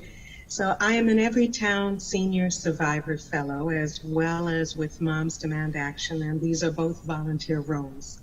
I live in Silver Spring, Maryland, and I'm here today to testify in support of Expedited Bill 2122. The weapons, firearms in or near places of public assembly. My only son, Jean-Christian Pimache Webster, also known as J.C. Webster, was injured twice in his life. The first incident happened while he was exiting a 7-Eleven store in Tacoma Park. He survived as a bullet entered and exited one of his legs. Neither the person nor the gun had been found. The second incident was exactly 5 years ago, this past July 19th. The incident occurred in our Silver Spring residence where the gunman who came from Virginia had been locked up in a Prince George's County, Maryland jail on firearms charges. So 7 days after the gunman was released, my only son was murdered, contact gunshot wound to the chest.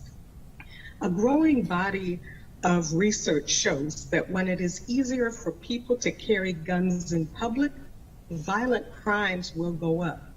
So please, I vote favorably on Expedited Bill 2122. Thank you for your time. Thank you very much for your testimony, Ms. Mork. Next, we will hear from Galen Mohammed, who will be testifying virtually. Good afternoon. Good afternoon. Most important, my sympathies to Ms. Morch on the passing of her son. But my name is Galen Mohammed. I am the Maryland and D.C. State Director for the National African American Gun Association, also known as NAGA. I'm also a certified firearms instructor. I'm actually speaking in opposition to Expedited Bill 2122. Omitted from this bill language are multiple areas that concealed carry permit holders already may not carry their firearms, including banks, sporting events, courts, federal, state, county, city buildings, post offices, and their parking lots, public schools, colleges, universities, the list goes on. This bill, what it does, it seeks to completely disarm law-abiding citizens who are licensed and educated where they may and may not carry their firearms. You have my written testimony, and I ask that this bill receive an unfavorable report. Thank you. Thank you, Mr. Mohammed. Next, we will hear from Michael Merrick, who will be testifying virtually. Good afternoon, and thank you very much for listening to my testimony. I am in opposition to Bill 2122. The Navy brought me to this area for 26 years, and I love it here. So I just want to thank everyone in Montgomery County for welcoming us and my family over the years. I am a pastor of a congregation, and in 2019, with the rise of shootings in places of worship throughout the country, and even most recently with threats on places of worship for various reasons, the congregation decided to form a security detail and to have individual members be able to defend us in case someone comes in with the intent to take life. And so I went out and as many have already said, did all the processes of getting a permit, which is quite extensive, and a lot of training. And even when you renew, you train again as well. And being a pastor there also, at times I'm called to have Bible studies with folks. And so a lot of times they don't want to meet in the church building, or they don't want a stranger like myself coming into their home. So they like to meet in neutral places like a park or a restaurant or something like that as we discuss the Bible. And so this would directly affect us at our congregation, as well as our efforts to talk with folks out in public neutral areas where they're more comfortable and they want to talk about religious-based things. So I just want to say one other thing before I close. Because I carry a firearm does not make me a criminal. I am a law-abiding citizen, have been my entire life, and continue to be a law-abiding citizen.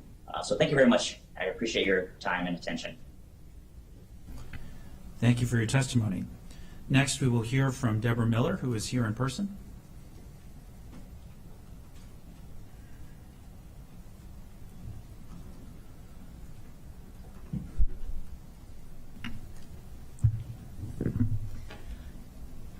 Good afternoon. Nice to see all of you. I'm Deborah Miller, the Director of Maryland Government and Community Relations for the Jcrc of Greater Washington. As many of you know, the Jcrc represents over 100 social service agencies, synagogues, and Jewish schools throughout the region. We work to build strong relationships and coalitions with other communities in pursuit of justice, tolerance, and equity for all in the county. I'm here today in support of Expedited Bill 2122, which aims to reduce the dramatic rise in gun violence. At the Jcrc, one of our highest priorities is the safety and security of all faith-based institutions, particularly Jewish houses of worship, given the unprecedented increase in anti-Semitism, up 34% across the nation and 17% here in Maryland. Additionally, MCPD's latest report on religious bias incidents shows that more than 85% target Jews, although they only make up about 10% of the county population.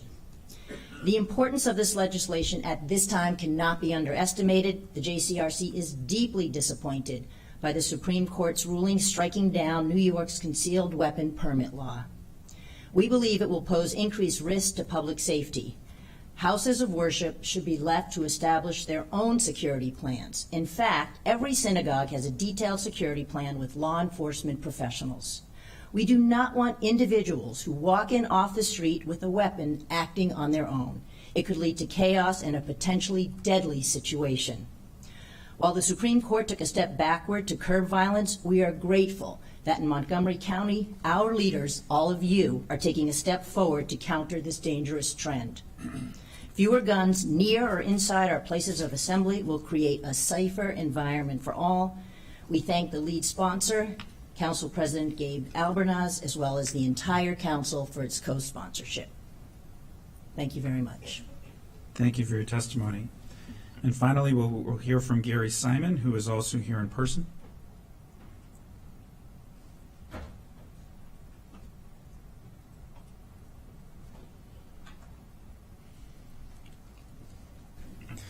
Mr. Chairman, members of the council, thank you for taking the time to, first of all, for your service and for letting us all speak today. It is much appreciated. My name is Gary Simon. I'm a lifelong resident of Montgomery County. I am, in fact, a Maryland wear and carry permit holder. I am a qualified Maryland handgun instructor as well as a United States Concealed Carry Association instructor. I am here in opposition to Bill 2122. But not for many of the reasons that you have heard. I will not repeat those. You also have my written testimony as a matter of the record. The greater concern I have is directly the text of the legislation, which is blatantly the polar opposite of the recent decision made by the Supreme Court of the United States. You may agree or disagree with their findings, but it is in fact the law of our country. And the fact that the proposed text of this legislation, almost verbatim the opposite of the opinion written by the Honorable Justice Thomas, is what gives me greater concern. The fact that this noble body would actually consider time, energy, and effort on legislation that can't possibly pass constitutional muster. I believe time, energy, and effort spent in other arenas, criminal matters, additional support for our law enforcement would have greater effect than something that addresses, by definition, law-abiding citizens. I assure you, the criminal will not pay any attention to the new law, just as they paid no attention to the old law. And in direct response, while I am carrying a firearm in public, I assure you I am no danger to you. In fact, I hope to never touch that firearm. But to call me a danger and threat to society is something that I resent. Thank you very much for your time and your service. All right. I believe that is it for our public speakers regarding, or for the speakers for this public hearing. So this public hearing is now closed. We move on to item number 23. This is a public hearing on Supplemental Appropriation 23-9 to the county government's FY23 operating budget of the Department of Health and Human Services to assistance to access abortion, reproductive health, and related services in the amount of $1 million. Action is scheduled for later in this session. We do have speakers for this public hearing. Our first speaker is Kathy Kelly, who will be speaking virtually. Hello. Democrats for Life of Maryland opposes Supplemental Appropriation 23-9. This appropriation is thought to offset some of the $3.5 million described as presently withheld by Governor Hogan under his discretionary budgetary authority for HB 937, the Abortion Care Access Act, passed by the Maryland General Assembly last session, which went into law on July 1st. Democrats for Life has closely followed some gruesome injuries to women which occurred during late-term abortions at an abortion facility in Bethesda, Maryland during 2020. We simply do not need more investments in unrestricted abortion in our county while offering no funds to crisis pregnancy services.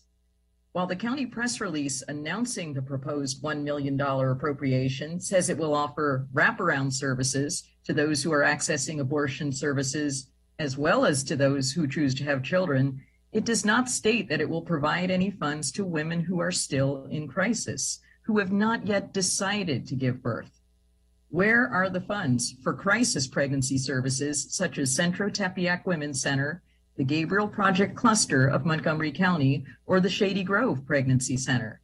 The organizations which provide information and aid to women while they are still in crisis seem to be skipped in this appropriation. It's time to clarify clearly to your constituents if you will put money into crisis pregnancy aid.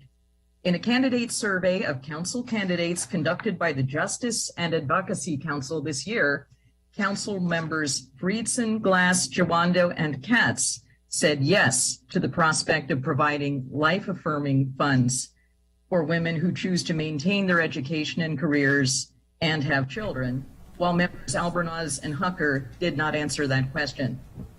Why is this appropriation being proposed before telling constituents the names of the organizations you deem worthy of the funds and the ones you might filter out? So I ask again, where is the guarantee of funding for pregnant women in crisis? Show me the... Ms. Kelly, thank you so much for your testimony. Your time is up. Next, we will hear from Dr. Sandra Kremers, who will be testifying virtually.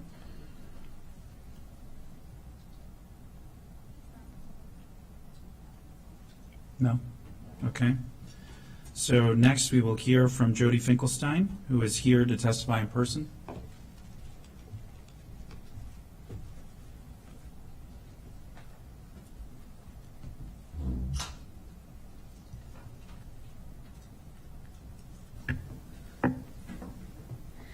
Good afternoon, council members. My name is Jody Finkelstein, and it is a pleasure for me to be here on behalf of the county executive in support of Supplemental Appropriation 23-9.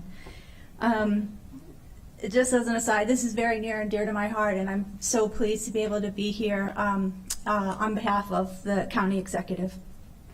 On May 10th, the county executive stood with each of you to express outrage over the leaked Supreme Court's Dobbs v. Jackson's Women's Health decisions that was released on May 2nd. It was at that time that the county executive announced his intent to introduce a $1 million appropriation to support women in need of abortions and other reproductive health care services. Thank you again to Councilmember Navarro and all of the council members for introducing this very important resolution and working with this county executive on the appropriation today. On June 24th, 2002, the Supreme Court released a decision on Dobbs v. Jackson's Women's Health and egregiously overturned 50 years of precedent to strip away the right to an abortion for women throughout the United States. Thankfully, in Maryland, we are grateful to have state laws that support a woman's right to choose. With this allocation of funds, we are helping ensure that any woman who needs assistance will be able to access it. We are also helping all of our healthcare professionals provide critical services. We want to thank our nonprofit partners, doctors, and nurses who are so critical to these efforts. The county executive position on this issue has not changed. If anything, he has become even more resolute in his willingness to ensure that women receive the critical health care that they need and support health care providers in doing so.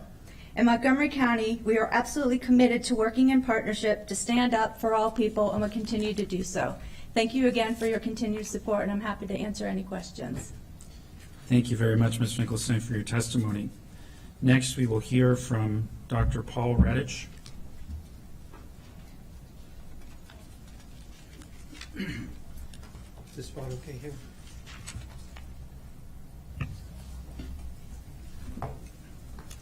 One of our children has autism and Down syndrome, so I'm very thankful. My wife and I are thankful for the great work that Montgomery County has done to help him. There are questions that can divide men and women on abortion. A woman can ask a man, have you ever been pregnant? Or a man can ask a woman, has your child ever been in someone else's womb? But I'm not going to ask those questions today. Instead, I'm going to ask you a question that unites us all.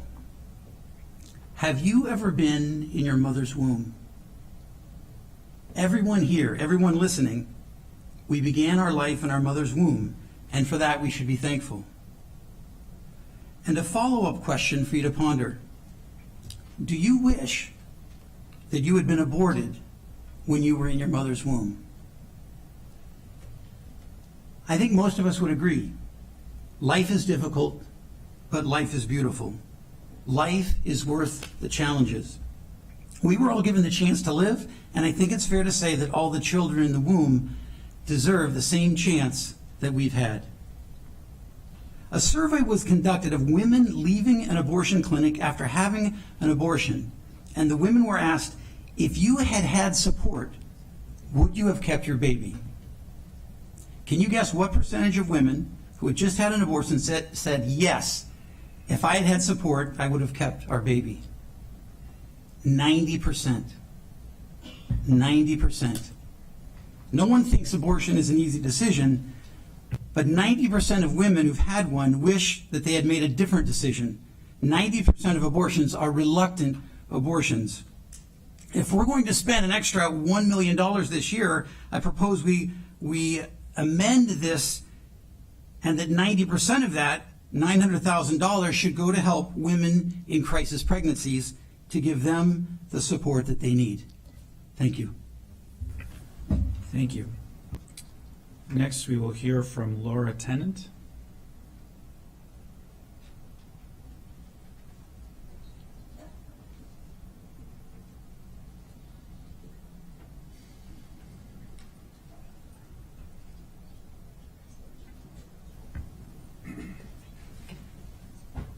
Good afternoon. My name is Laura Tennant, and I live in Bethesda. I'm grateful for this opportunity to testify. Nothing has changed in Maryland since the recent Supreme Court decision. Abortion is still legal, and no abortion providers have closed their doors. If more women come from other regions, the abortion industry will handle it. They are businesses. They do not need a government handout. The county is not a charitable organization. We have no right spending taxpayers' money supporting an industry, because that is what this appropriation is about. It supports the abortion industry. It is not for women. If it were, we would be concerned about their safety. Jennifer Morbelli, a kindergarten teacher from New York, died from an abortion in Germantown. 2 women have been maimed in Bethesda. And now the new Maryland law allows any certified health professional to perform an abortion without any personal liability. This includes late-term abortions. These late-term abortions could be performed by a person who only has a certificate and some training. Is this what we want to support? Both sides of the abortion issue talk of rights. This is not to be taken lightly. Not everyone will agree with this appropriation. Many won't. This appropriation promotes one faction and can lead to very hard feelings among many of your constituents. Ultimately, this appropriation is controversial and bad diplomacy. The County Council would be well advised to stay out of the abortion business. Thank you. Thank you, Ms. Tennant, for your testimony. That concludes our speakers for this public hearing, and so this public hearing is now closed. We now move on to item number 24. This is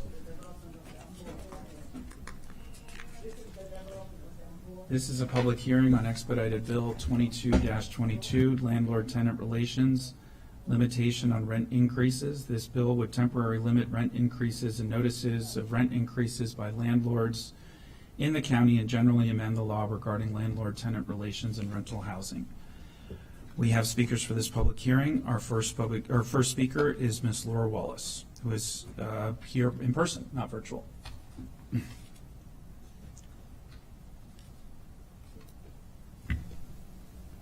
Ooh, it's been a minute. Hi, everyone.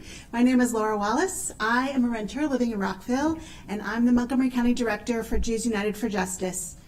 JUFJ has consistently supported emergency rent stabilization since the onset of the COVID-19 pandemic, and we appreciate the Council's passage of the previous 2 emergency measures. We urge you to help renters who are still in crisis by swiftly passing Bill 2222.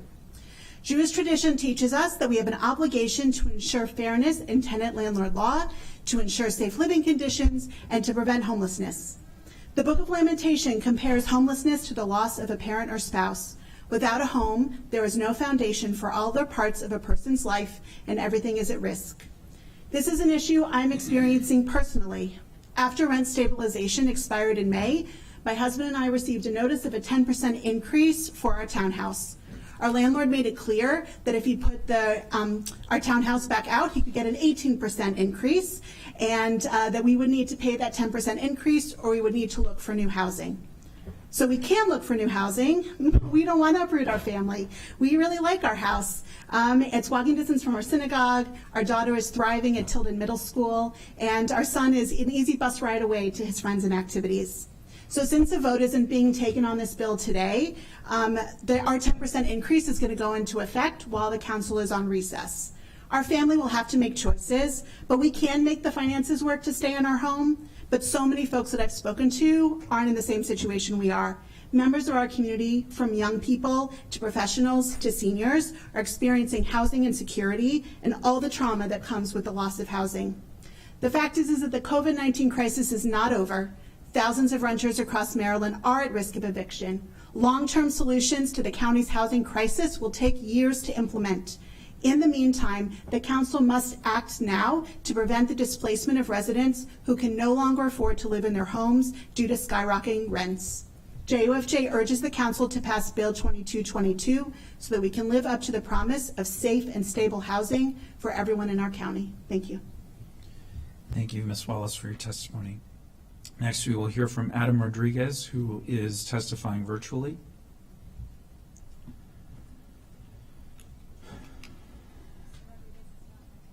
Okay. Then next, we will go on to Dean Hunter, who is also testifying virtually. Good afternoon. I'm Dean Hunter. I'm the CEO of the Small Multifamily and Rental Owners Association, a trade group representing Montgomery County small rental property owners and managers. I'm here to testify in opposition of this legislation. While arguably well-intended, this measure will disproportionately benefit the county's wealthy residents and will have an adverse impact on the availability of affordable housing. When you talk about rental housing in Montgomery County, like most urban areas, you have to start with the premise that the overwhelming majority of rental housing is provided by small landlords. About 40% of the rental housing are individuals who rent out condos or their home. And then of apartment buildings, multifamily buildings, about half, almost half, are 25 units or less, and again are owned by individuals. These are small landlords, mom and pop landlords. The problem is, while half or more of the housing provided by small landlords, the county and the government regulates everyone as if they're multinational corporations. Small providers are still recovering from the pandemic. They were disproportionately harmed. Small providers are not capitalized like large providers. Therefore, the pandemic had a more disparate impact upon them. The record vacancies, delinquencies, the rent increase ban, the eviction moratorium itself devastated Montgomery County landlords. The situation was aggravated by the 2.5 years that the county imposed a rent increase ceiling of 0.04%. Montgomery County is one of the most affluent counties in the nation. This legislation is overly broad, and it doesn't require financial qualification, doesn't require that someone ask for it. It benefits the rich. You're going to have millionaires, people that make hundreds of thousands of dollars benefiting from this legislation, and it harms small providers. It's also untenable to single out housing providers as the sole industry to regulate price increases during this inflationary period. Gas stations, grocery stores, every other industry in the county, property taxes are gone up. The county even approved a 6.5% increase for the Washington Suburban Sanitation Commission. This legislation would have the county treat housing providers worse than the sewage company. Small providers, many are people of color, will be disproportionately impacted by this legislation. Thank you very much for your testimony. Your time is up. I apologize. In conclusion, we're having a legislative day, September 14th at the county. We ask that you please meet with the small managers and property managers who are your constituents before voting on this legislation. Thank you. Thank you. Next, we will hear from Marcine Nagam.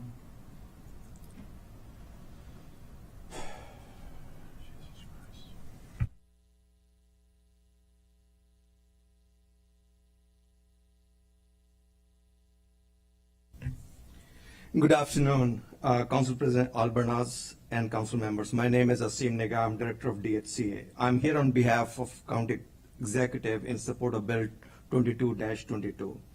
This temporary limit will provide a transition time of 6 months for tenants to adjust to current extraordinary inflation impacts. We understand that landlords need to maintain their buildings and the increased operating costs, and the 4.4% limit represents the total housing component of regional CPI, which reflects key components of the costs of operating residential buildings. Even with low unemployment, the economy has not recovered to pre-pandemic level. We have almost 30,000 fewer employed persons since the start of the pandemic. Census surveys indicate up to 20% of renters in Maryland have not been able to get current on rent consistent with county surveys. Many households remain in distress due to lost jobs and businesses, as well as health impacts. These challenges are now compounded by cost of living increases that offset wage or benefit increases. This fall, the county executive will be proposing approaches to address affordability for lower income residents. DSCA has so far received 66 reports of rent increases ranging from 6% to 92%, averaging 22% rent increase, which means that rents at 1730 affordable to households at MPU levels of 65% of AMI would see increases of almost $380 a month and then or $4,500 a year at 22% rent increase. These reported rent increases represent amounts that create housing, food, and health insecurity. A transition period of 6 months will allow renters time to adjust their budgets and work on alternative housing arrangements before unregulated rent increases go into effect. This bill will limit rent increases notices to 4.4% for 6 months, limiting the effective date of unrestricted rent increases for 9 months, given the 90-day notice requirement. By providing this reasonable period of limitations, we can support landlords and tenants in working together. Thank you very much. Thank you. Next, we will hear from Isola Shaw.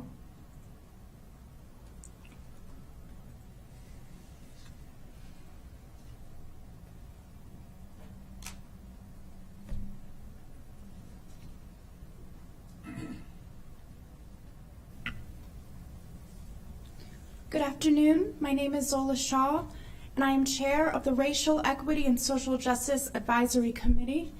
Our committee strongly supports Bill 22-22 and advises the council to urgently vote in favor of this legislation. Since the expiration of the previous bill, 30-21, county renters have faced an increased risk of displacement. This risk is compounded by economic hardships resulting from COVID-19 impacts on income, health, family obligations, and further exacerbated by the increased cost of gas, food, and housing. According to the Racial Equity and Social Justice Impact Statement for the previous bill, households lacking access to affordable and safe housing are at greater risk of experiencing eviction and homelessness. Many of these households, who are disproportionately Black and Latinx in Montgomery County, were at risk for evictions and homelessness prior to the pandemic. This is also backed by data. Among rent-burdened households in 2019, meaning spending 30% or more of their income on rent, was experienced by 66% of Latinx renters and 60% of Black renters. Among families experiencing homelessness in 2020, 78% are Black. Our committee also considered multiple lived experiences by county renters facing acute challenges of housing affordability and insecurity. With fewer safeguards to shield our most marginalized communities, our committee advises the County Council to urgently intervene and practice its commitment to advancing racial equity and social justice by voting in favor of Bill 22-22. Thank you. Next, we will hear from Mark Hessel.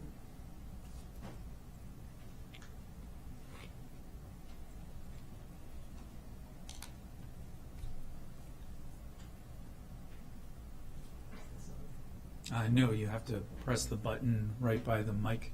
Yep, got it. Here we go. Okay. Hi, my name is Mark Hessel. Thank you for hearing from me today.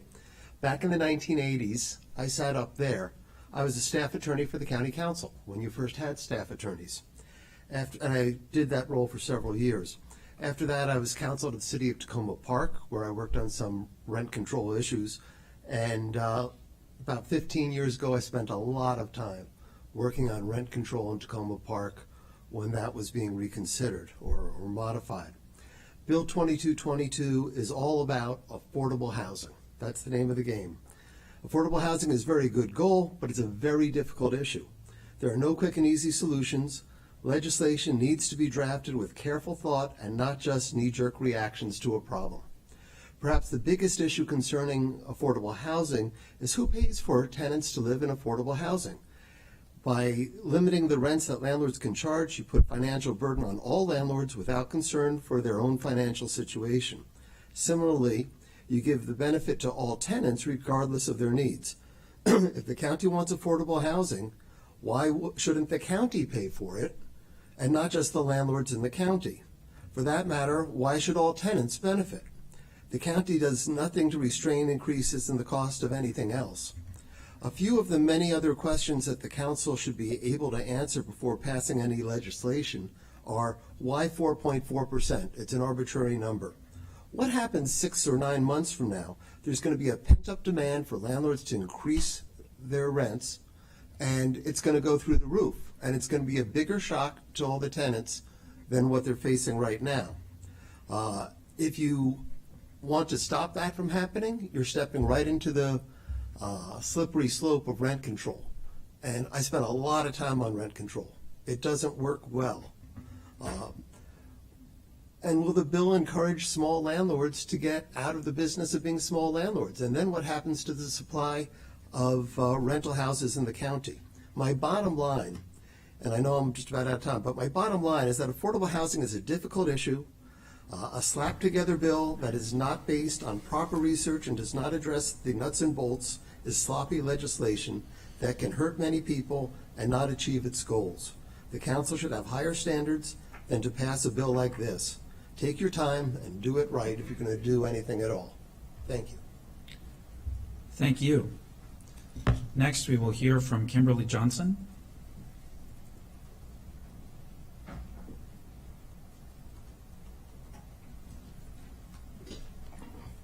right. Can you hear me? Yes. All right. Hello, everybody. Thank you for your time today. My name is Kimberly Johnson. I currently live in Ashton, Maryland. I currently live in Ashton, Maryland, where I rent an apartment. Firstly, there's an issue with affordable housing, affordable quality housing in this county in general that needs to be addressed. One's ability to afford housing is a basic survival need, and not being able to afford housing disrupts your quality of life in such a deep psychological way. Housing is not Nike shoes, it's not iPads, it's not vacation rentals. It is essential. It is a basic need. And I know the road to a solution of the affordable housing issue is complicated, but if the government cannot help people meet its most essential needs, then what is the point of the government? My primary critique of this legislation is that it is temporary. By creating temporary legislation, all that we ensure is that we will face this problem again once the legislation expires. I doubt the usefulness of voluntary guidelines. Permanent legislation would not only benefit tenants, but also those who own rental properties so that they can figure out their budgets and projections and all the things that business owners need to account for.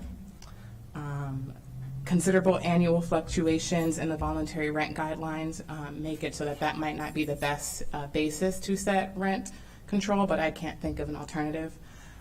There will be no perfect solution as there are competing interests. But protecting the county's most vulnerable residents, which always includes children who can't earn income legally, the elderly and the disabled, should be a priority. So thank you for your time. Thank you for your testimony. Thank you for your testimony. Next, we will hear from Chris Bruce.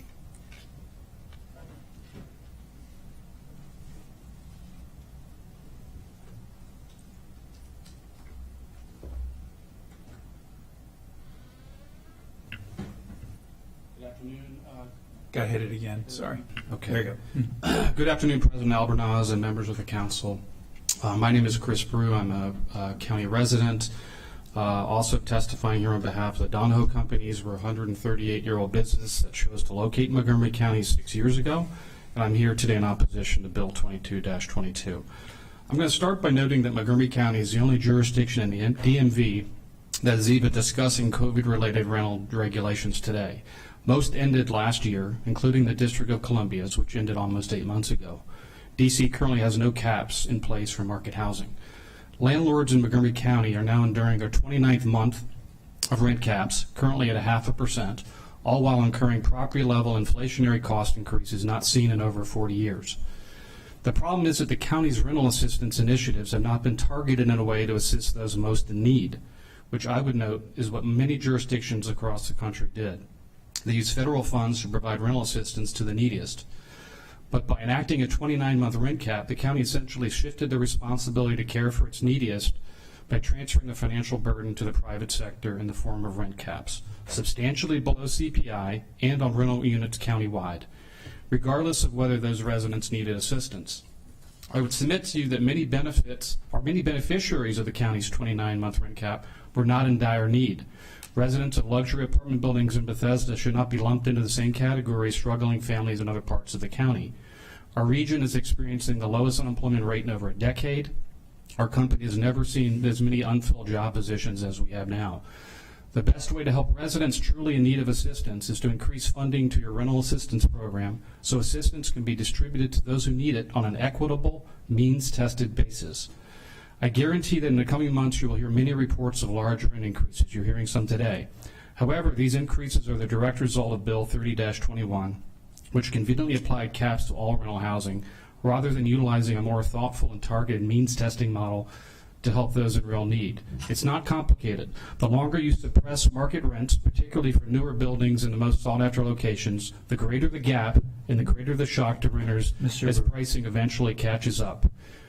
There's no data or evidence to support extending rent controls, not even one more day. Thank you very much. Thank you very much for your testimony. Next, we will hear from Sid Menkes.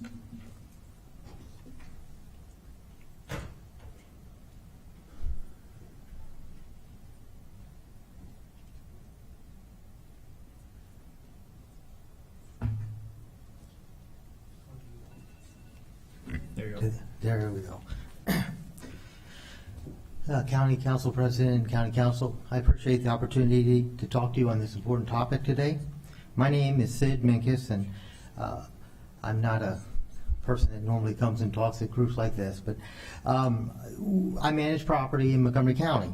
I'm one of those property managers. Our firm represents landlords, but those are the landlords we represent own single-family homes, townhouses, condominiums. And for most of our clients, it's the only property they own. It's a substantial part of their retirement income. They spent years trying to save up, and they bought a house, then they bought an investment property, or they probably lived in this house and moved out of the area or nearby, or they're in Leisure World and own this home. But they're retired, they're on fixed incomes. They're not real estate investors making lots of money. For the past few years, our clients have not been able to not have the rents keep up with the dramatic increase in the cost of ownership. The property taxes went up, homeowners and condominium fees went up, property insurance, repair costs, costs of replacing appliances in Montgomery County rental license fees are all going up. They're just going up. All they want to do is keep even. If you've been to a hardware store recently, maybe you've bought something there, you paid attention. If you bought a gallon of paint, it's doubled in the last 2 years. We have to paint properties between tenants. The cost is astronomical. But we're not seeing a benefit. We're seeing a restriction on what we can do. There's been a financial burden placed on landlords. We all agree affordable housing is a noble cause. But with inflation at record levels, it's not fair. It's not equitable. Equitable meaning freedom of bias or favoritism to put all the burden on a landlord. You see, there's other things that have gone up. The cost of food has gone up. The cost of gas stations, getting gas or going to a restaurant. These are basic essential needs that people have, and those costs have gone up, but there's no benefit. I see I'm out of time, so I appreciate your listening to me, and I would ask that you strongly not vote for 2222E. Thank you. Thank you. And finally, we will hear from Ryan Washington.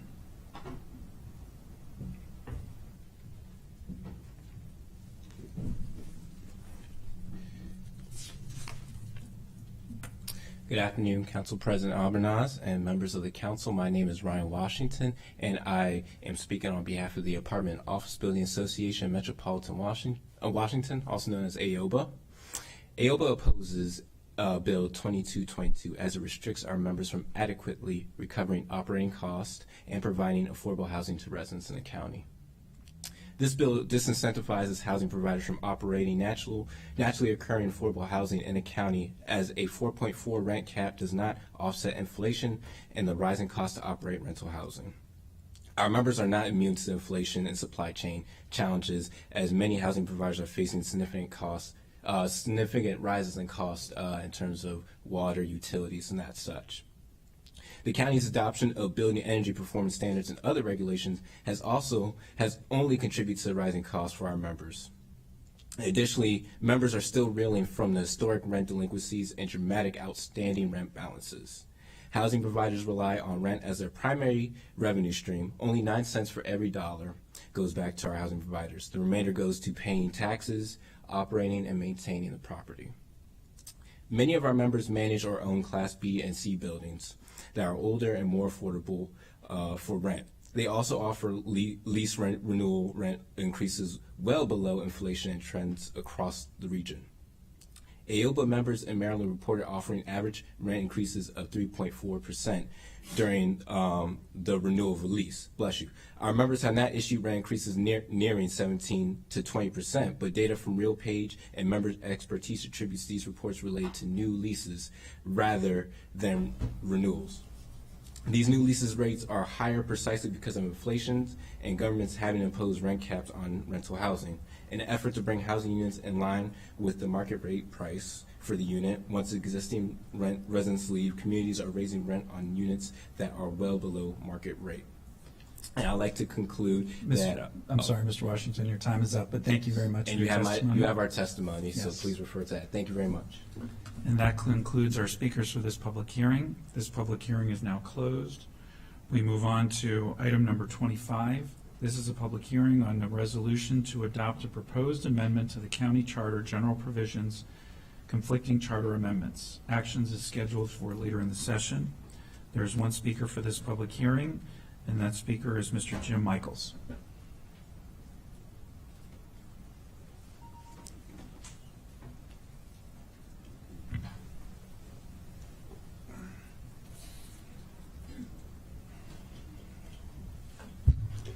I'm Jim Michaels, and I'm testifying to oppose the Charter Review Commission's proposed rule for what should happen when conflicting charter amendments are both approved. Although I've been a member of the Democratic Central Committee's Ballot Questions Committee, the opinions I express today are purely my own.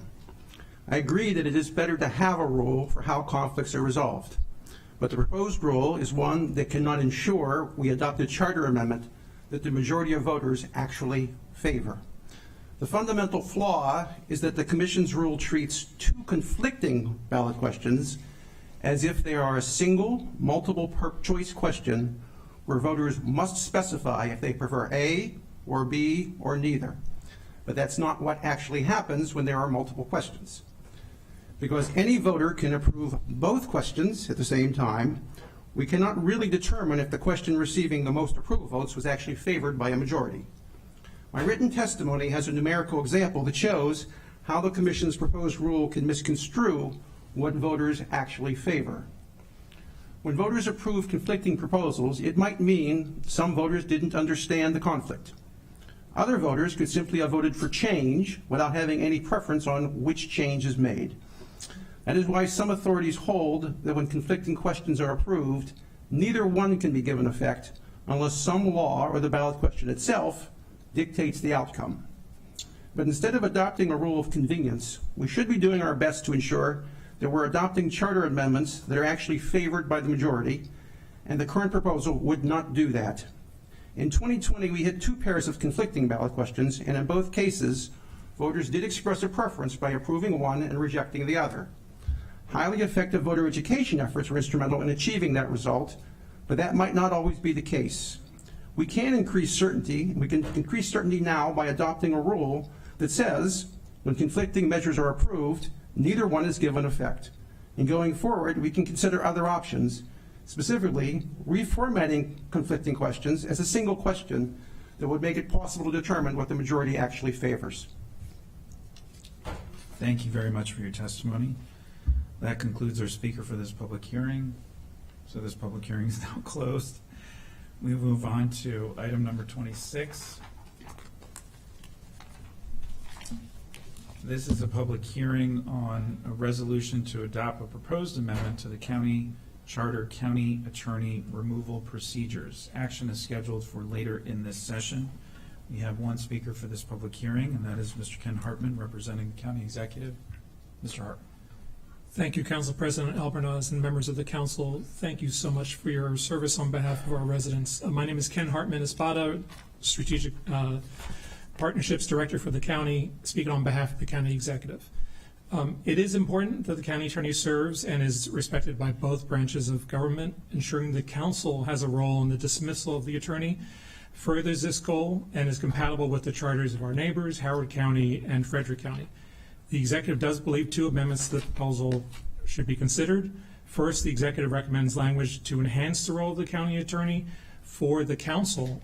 Currently, the charter says the county attorney is a legal advisor to the council. For the executive, he's the legal advisor to the executive. So the language we'd recommend is that that language be the same for both branches of government, that the county attorney would be the legal advisor to the council. This change reinforces the equal importance of the attorney to both branches. In our survey of other counties, Anne Arundel, Frederick, Howard, Prince George's, none make the distinction we do between branches of the government. The executive also proposes that charter specify, as does Howard County, that the term of office for the county attorney run concurrently with the term of the executive. This would allow new executives and councils to make this key change without the need of a legislative process. The executive does not support the charter mandated deadlines for council and executive concurrence in dismissal actions. Not all processes need to be spelled out in a charter. Neither Frederick nor Howard have deadlines for concurrence. Additionally, as we're about to see, these deadlines can be difficult to meet during certain times of the year due to the legislative calendar. Finally, a Charter Review Commission review was not performed on this amendment and could help identify additional beneficial changes, such as minimum qualifications for the attorney and dismissal in case of disbarment.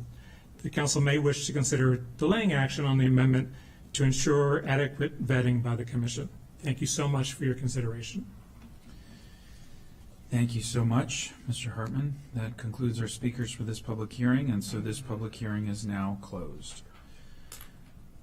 Okay, we move on to item number 27, which is a work session in action. I invite Ms. McGuire, Ms. Clemens. And this is the supplemental appropriation regarding the previous public hearing that we had earlier. Ms. McGuire? Thank you. In your packet today for this appropriation, you will have on circles 1 through 2 a revised resolution that council staff is putting forward for your consideration today. The originally transmitted resolution is in your packet also. The council did introduce this measure on July 12th, and at that time had an initial discussion in advance of today's public hearing and action. The council staff resolution that is in the packet on circles 1 through 3 reflects some revisions and refinement to the language submitted by the county executive that the council discussed briefly on the 12th, and also makes a number of additions that council members indicated some potential, again, interest in considering today in the resolution.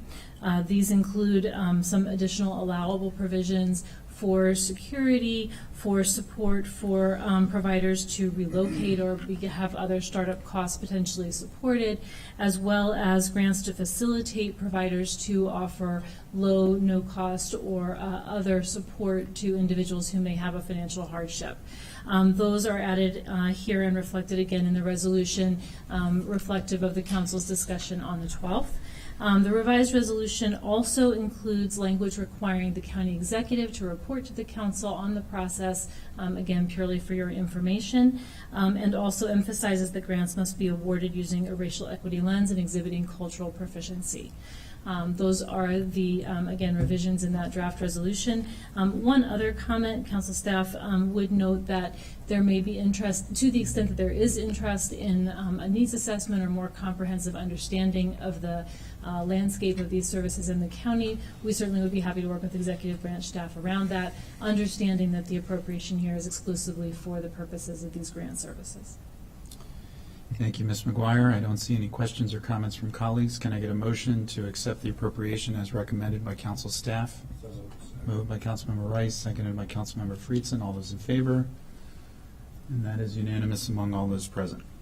We move on to item number 29, a resolution to adopt the proposed amendments to the county charter, general provisions, conflicting charter amendments. Ms. Wellens, if you could please introduce this topic and give us the overview. Thank you very much, Mr. President. I'd actually like to defer to my colleague, Ms. Sacconi, who was of immense assistance with researching this matter and preparing the packet for you. Wonderful. Thank you so much, Ms. Sacconi. Good afternoon, Council President and Council members. This is a matter that comes to the Council by recommendation from the Charter Review Commission. The Charter Review Commission report dated April 29th, 2022 recommended that the Council pass a resolution actively taking a position on what happens when you have conflicting charter amendments, as was the case in 2020. There's also an opinion of the Attorney General on this matter. It dealt with a similar issue arising in Baltimore City. And the current position is if you haven't legislated on the area and you have conflicting charter revisions on the ballot, then they both get the majority vote, they both fail. Or if you have multiple ones and they all pass, then they all fail. So this is an opportunity for the council to take a position and take a position on what happens when you have these conflicting proposals on the ballot. There's a resolution which, if approved, would place this on the ballot this November. Thank you. I have two colleagues who wish to speak or ask questions. I'll start with Council Vice President Glass, followed by Councilmember Friedson. Thank you, Mr. President. I want to thank the Charter Review Commission for engaging in a thoughtful conversation about our local governance structure. and about our charter, our Constitution, and the best way to uphold the will of the voters and make sure that the voices of our residents is ultimately heard. I also appreciate Mr. Michael providing his thoughtful commentary as well. And when we look back at, I guess, the impetus of this, it was the 2020 referendum where there were two sets of charter amendments on the ballot, on the ballot that, by some accounts, looked contradictory. In some respect, I don't think they were totally 180-degree opposites. There were various overlaps with regards to our tax structure and the makeup of the council. And ultimately, the voters rejected one in each set and approved the other because they understood what the differences were through a very robust public conversation. And the heart of what this is trying to avert is if in future referenda, if there are seemingly contradictory ballot measures that should both pass, trying to discern what the will of the voter might be.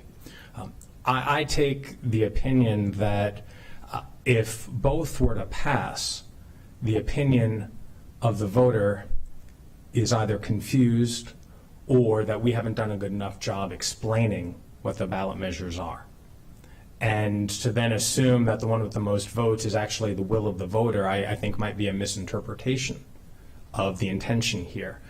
I actually think there's a different root cause at play that needs to be addressed, and it cannot be addressed in this charter review conversation. I think that the root of this issue is the fact that the Maryland state constitution says that charter amendments can get onto the ballot with either 20% of the residents of a county signing on or 10,000 signatures getting onto the ballot. Now here in a jurisdiction of 1.1 million people, 10,000 signatures is 0.9% of our population. And I actually think that's the root cause. Having 0.9% of our residents get something onto a ballot is, I think, a misapplication of citizen democracy. It is, I don't think that is how it was intended, and so I think that our state lawmakers in Annapolis need to address the root cause, and it is the signature requirement, which has not been updated in decades. Just for public conversation, in the state of California, which is no wallflower when it comes to referenda, to get a constitutional state amendment on the ballot, it takes 8% of the voters to sign on, and that's 8% based on the last gubernatorial election. And for a legislative statute to get onto their ballot, it takes 5% of the votes for the last gubernatorial election. And yet here in Montgomery County, we have 0.9%. I think that's the root cause. And so while I appreciate the Charter Review Commission's intention to try and resolve it, I don't think this is the best way to resolve it, and I will not support the charter. Thank you. Councilmember Friedson. Well, thank you very much, Mr. President. Thank you, Mr. Vice President. I'll echo much of what was said. I appreciate the Charter Review Commission, all the work that has gone into this. We've had a lot of conversations about what would happen. I appreciate Mr. Michaels and your public testimony, and I wholeheartedly agree, certainly, on the deep concerns that I think many, if not all of us, share about the low threshold to get questions onto the ballot. I mean, 0.9% is an absurdly low number, and it is not reflective of other jurisdictions around the country. And I don't need to repeat what was said, but I'll just add my ditto to the comments and hope that we can make a change at the state level, because I think it would be much better for the outcome of policymaking and for our ability to have a charter that reflects the will of the voters. I am concerned about a change that where there could clearly be significant amounts of confusion, where one vote difference perhaps, could dramatically change the charter, which is a very serious, very significant standard. I mean, this is effectively our constitution of our local jurisdiction, and the bar for a change to that should be substantial. And if there is a question as to what the will of the voters was or is, I don't think that the standard should be taking an action that is questionable. I think it should be taking a moment to be sober and thinking through what some of that confusion may have been. So I am not terribly comfortable with putting this on the ballot. Personally, I do think it is a significant change. I would like to know what other jurisdictions do. I mean, it is noted here that under current law, if there's two perceived conflicting questions, that they would cancel each other out. My question for the council attorneys would be, is that settled law, or is it just based on the Attorney General's opinion? I believe there's two opinions, but I'm not clear that there is settled law that definitively says that, and so there could be an opportunity, if that was the preference, that enshrining that in the charter would solidify that being the result. But I was just curious if you could answer that one question of whether or not it's based on the Attorney General's opinion, which we believe would be interpreted by the courts, or whether it is settled law that we definitively know that's how it would be determined by the courts. I would defer to counsel, to Christine Wellens, but it's my understanding that this is based on the Attorney General's interpretation. I don't believe that there's an express provision on this, but I believe that's the way the AG is interpreting the fact that if you have contradictory provisions as a practical matter, they can't both be implemented, so they both effectively fail. And ultimately, in fact, the AG's opinion, which is included in the packet, does allude to the fact that this may ultimately end up having to be settled by the courts, which is something you can avoid by addressing it legislatively, but and of course, if you let the status quo, they just both fail. So I agree wholeheartedly. I think, to your point, Councilmember Friedson, it's not settled law, but there are three thoughtful, Attorney General opinions at various levels of the Attorney General's office that I think are very sound. I think it's very likely that a court would come to the same conclusion, but you are correct that that decision has not been made by a court itself. Appreciate that. I think there is an opportunity moving forward to look at solidifying and enshrining how we handle these situations. I'm not sure I'm totally comfortable with this approach. I think some more conversation and discussion on it would be helpful, and I think we'll have an opportunity again in 2 years where, frankly, there'll be a higher voter turnout, I would expect, in a presidential election, which may be an even better opportunity to understand what the will of the voters would be on what the will of the voters will be, because we're basically asking voters to decide how we should interpret their own will. And so I think for those reasons, I'd be more comfortable if we held off, although it's a thoughtful recommendation by the Charter Review Commission on this, and waited a couple years where we would have another opportunity to do just this. So I'll yield back. Thanks, Mr. President. Okay. So candidly, I was prepared to support this prior to this conversation that we had just now, but this is an important conversation, and I appreciate the perspective of colleagues. I guess one thing that I have found to be true, particularly for charter amendments, they are pretty confusing, just in terms of their overall wording, and it's hard for people to entirely be able to process them.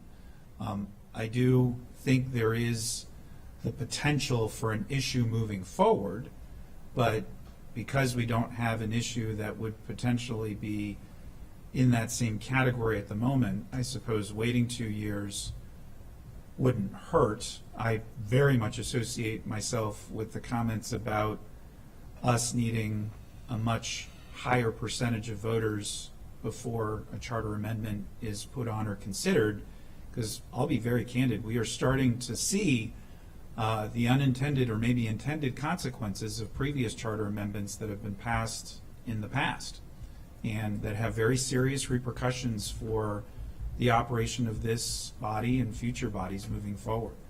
So, and given, unfortunately, the low percentage of voters that generally come out in gubernatorial election cycles, even this one, which received a lot of attention, I think it is something that we have to consider moving forward beyond just the specific charter amendment, but from a much broader 30,000-foot scope. So I don't see any other questions. Or Councilmember Navarro. Yeah, thank you so much. I think that I completely agree with all of you. And I know that when we had the presentation from the Charter Review Commission, I brought up that fact that it is clear that many of these particular questions go on the ballot, and especially when they are put there through signature and through petitions. I did bring up the fact that, lots of communities, there has always been a very interesting tactic that is not always very transparent regarding what the actual question leads to, and because the language is confusing, and many times as those signatures are being gathered, the way that they are presented is not necessarily, accurate. And so I do think that there's a little bit of work that needs to be done, working with our state partners, as well as the Charter Commission, et cetera, to find ways to address that issue, to perhaps have not just the question itself, but how, signatures are gathered, what can be said, for example, kinds of threshold criteria. But this same fact, I feel like here we are trying to decide something so consequential while we're saying that there's very low participation and there's always confusion. And so, to add to that and act in haste, I would agree that I think it would be wonderful to wait until next election and then do a lot of work in the meantime to make this process even better. I mean, for me personally, even I have had, times where I'm sitting there trying to decipher even what some of these questions actually mean. So I imagine in a county like ours that it's so complex. So I would agree that I think this is one I know I personally would rather us wait and take up in the future. Well, I won't be here, but you guys can take it up in the future. Great. Councilmember Katz. Thank you, Mr. President. I'm in agreement with what has been said. Many times we hear, well, this is a solution looking for a problem. This could be a problem that we need to find a solution for, but it shouldn't be, I don't know that it's necessarily this solution.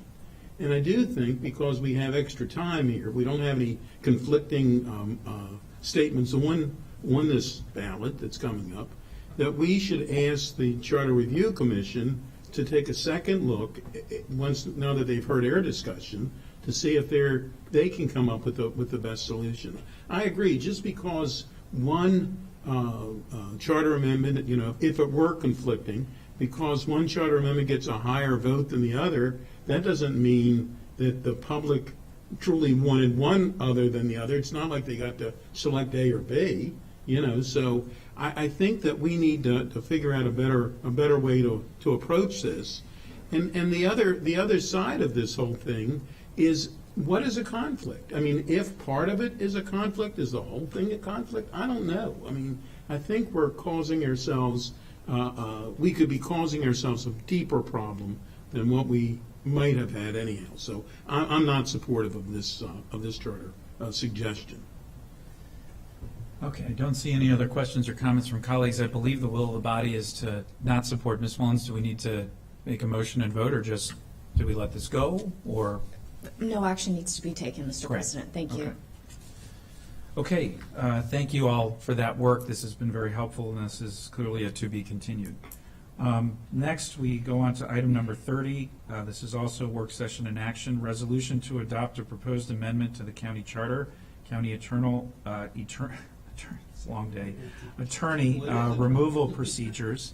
Ms. Nadeau, thank you very much for joining us. If you could please introduce this topic and I believe Mr. Weissman is here from the executive branch, but he doesn't have to speak. Let's have Ms. Nadeau speak, but he's available just in case there is a question regarding an amendment that has been proposed by the executive.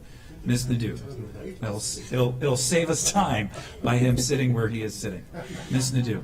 Sure. So currently in the charter, the way it works is that the county attorney is appointed by the county executive, confirmed by the council, but only the executive can remove the county attorney. So this was raised by a former county attorney who brought up the issue that it leads to a fear of reprisal in the county attorney's office if they present an opinion that, let's say, the council agrees with, but the executive doesn't agree with. So the resolution that's before you would require both the executive and the council to agree to remove the county attorney. The way it's written in the resolution is the county executive, if they initiate removal, then the council would have 30 days to respond, and then in the reverse, the executive would have 15 days to respond. So that's the resolution before the council presently. For the county executives amendments, I'll just give a couple brief words on them. First was to change a legal advisor to the council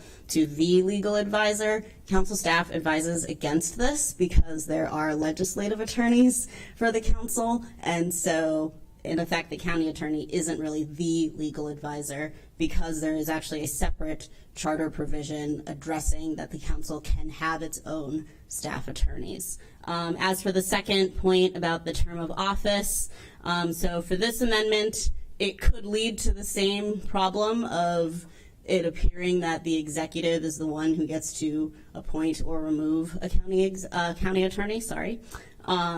Another solution that was proposed in speaking to former county attorneys is doing a longer term or some other solution so that the county executive still has appointment power.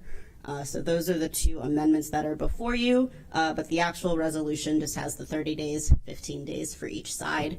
One other note is to solve the problem of what happens when that county attorney is in limbo waiting for a response, they would be placed on paid leave.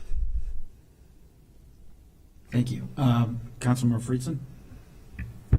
Yeah, thank you. First of all, thanks for all of the work on this. I appreciate our former county attorney pushing this forward.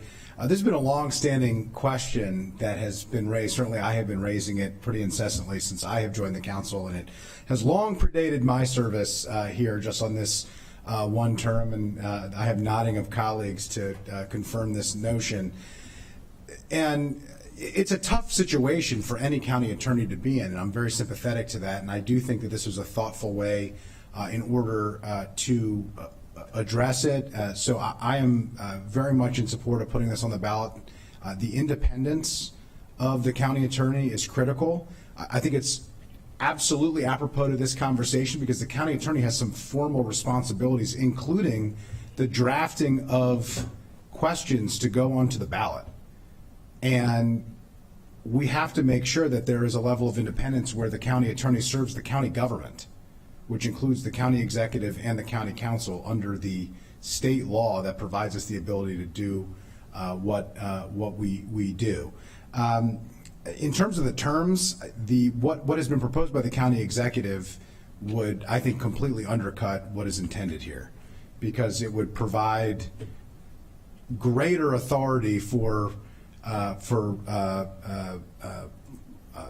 nominating a county attorney, and would put the impetus on the county council to reject the nomination. So it would, add authority on the hiring as we are trying to equalize it on the firing side of it.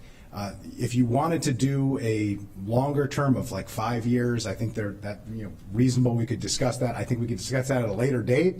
I don't think we have to do that as part of this effort, but it would be something to consider in the future if you wanted to do a 5 or a 6 year term specifically, so it didn't tie to a particular term of office, so you weren't equivalent to an appointee of the executive branch, but you served the broader government. I think that would be reasonable. And I agree with council staff that it would be imprudent to say the legal advisor as opposed to a legal advisor, because I think it's contradictory with what is elsewhere in the charter and what we currently have with our legislative attorneys. So appreciate this forward. I'm prepared to support it. I think that it's a positive step forward. I do think if we look at terms in the future, that would be a reasonable thing to put on a future ballot for consideration, or at least ask the Charter Review Commission to look at it in the future. And I also think the qualifications. I mean, I think this firing ability would allow you, if there was a disbarment or some other issue, to be resolved. But if we wanted to clarify that in some way, I think that's something that the Charter Review Commission could take a look at, and we could address at a later date. So I'm prepared to support this as it was proposed and introduced without the county executive's proposed amendments. And with that, I'll yield back to you, Mr. President. Thank you. I'll just make some very brief comments about this. I agree with everything that Councilmember Friedson said, and I appreciate the former council attorney's recommendation, because I think it's an appropriate one. As everyone knows, I've worked on both sides of the aisle and know the importance of the independence of the council attorney. But I do want to stress to the public, there isn't something that's happened that caused us to want to take this action. There's no backstory here. This is more being proactive and frankly recognizing the world that we live in right now. This and previous councils and this and previous county executives have worked collaboratively on a variety of issues, and I certainly hope that that continues into the future. But in light of the dysfunction that we've seen at the federal level and the way systems have been tested in ways that we never could have possibly imagined a short time ago, I think it's wise for us to establish guardrails in local government to ensure that some of that dysfunction doesn't happen here. So I support this measure. I think it's an important one. And I don't see any other questions or comments from colleagues. And so can I get a motion to... Sorry, Council President, I have one thing that I forgot to note. I apologize. The issue of the time to respond. So for example, if the county executive initiated removal today, the 30 days would happen when we are on recess. There's two solutions to that problem. We could either adjust the days to say 30 days and 45 days. But the other option, which was a consideration when drafting it, is if that happened, council could always come back for a session in August to address that specific issue. So I just wanted to note that since it was raised. Okay. So we don't need to take action then on the latter point. We could just come back. Yeah. We do. Yeah. Yeah. Right. Yeah, we could do a special session, so we're good. Okay. So we appreciate the county executive's comments, but I think we're ready to move full speed ahead as recommended by council staff. So can I get a motion to moved by Councilmember Friedson, seconded by Council Vice President Glass. All those in favor, please raise your hands. And that is unanimous among all those present. Thank you very much, Ms. Nadeau. And I need some help with this final item because there's some late breaking news. We do not need to suspend the rules. Is that correct, Ms. Michelson? Okay. So we can go directly to action, which is abandonment of portions of Denton Road and Hampton Lane rights of way, Bethesda 7th election district. The lead sponsor is myself at the request of the county executive. Dr. Worland, could you speak to this? No. No, we're good. All right, can we get a motion to accept the recommendation for abandonment of portions of both roads and right-of-way? Moved by Councilmember Rice, seconded by Councilmember Katz. No discussion. All those in favor, please raise your hands. And that is unanimous among all those present. Yes, that's right. Pardon me? Thank you. Yeah, good speech. Okay, so that brings us to the end of our agenda today. Wow, we covered a lot of very important and critical issues today, and I just want to express my deepest appreciation and respect for the members of this body. It continues to be the honor of my professional lifetime to be able to serve with all of you, and we will now be recessing until September. Oh, Councilmember Rice. Just very quickly, I just wanted to share with my colleagues that many of you know I was at the National Association of Counties Conference, our annual conference in Denver, and had an opportunity to hear from folks across the country about the great work that Montgomery County is doing. It is very impressive to go places and identify where you're from, and folks know about the myriad of programs that are across the board that are not only impacting our own communities, but also inspiring others to do the same things in communities across this country. And so I just wanted to share that the great work that we do is not just for our residents. It's also to inspire others to enact change in their own communities. And we are very innovative in so many approaches that many are replicating. And so I just wanted to share that with you guys. Thank you. Councilmember Friedson? Yeah, I just wanted to note earlier, I should have noted when Councilmember Katz did, summarize intern in our office was down here earlier, Daniela Frixius Pavez, who stepped right into our office and been a great asset. And she was here earlier. I didn't note her presence in the chamber, and so I just wanted to note that, because by the time we come back, she will not be with us any longer. So appreciate the opportunity, and really are thrilled to have her working in our office and jumping right into research and supporting all the work that we did today and otherwise. So thank you very much, Mr. President. Thank you. So with that, colleagues, we are adjourned. Thanks, everybody.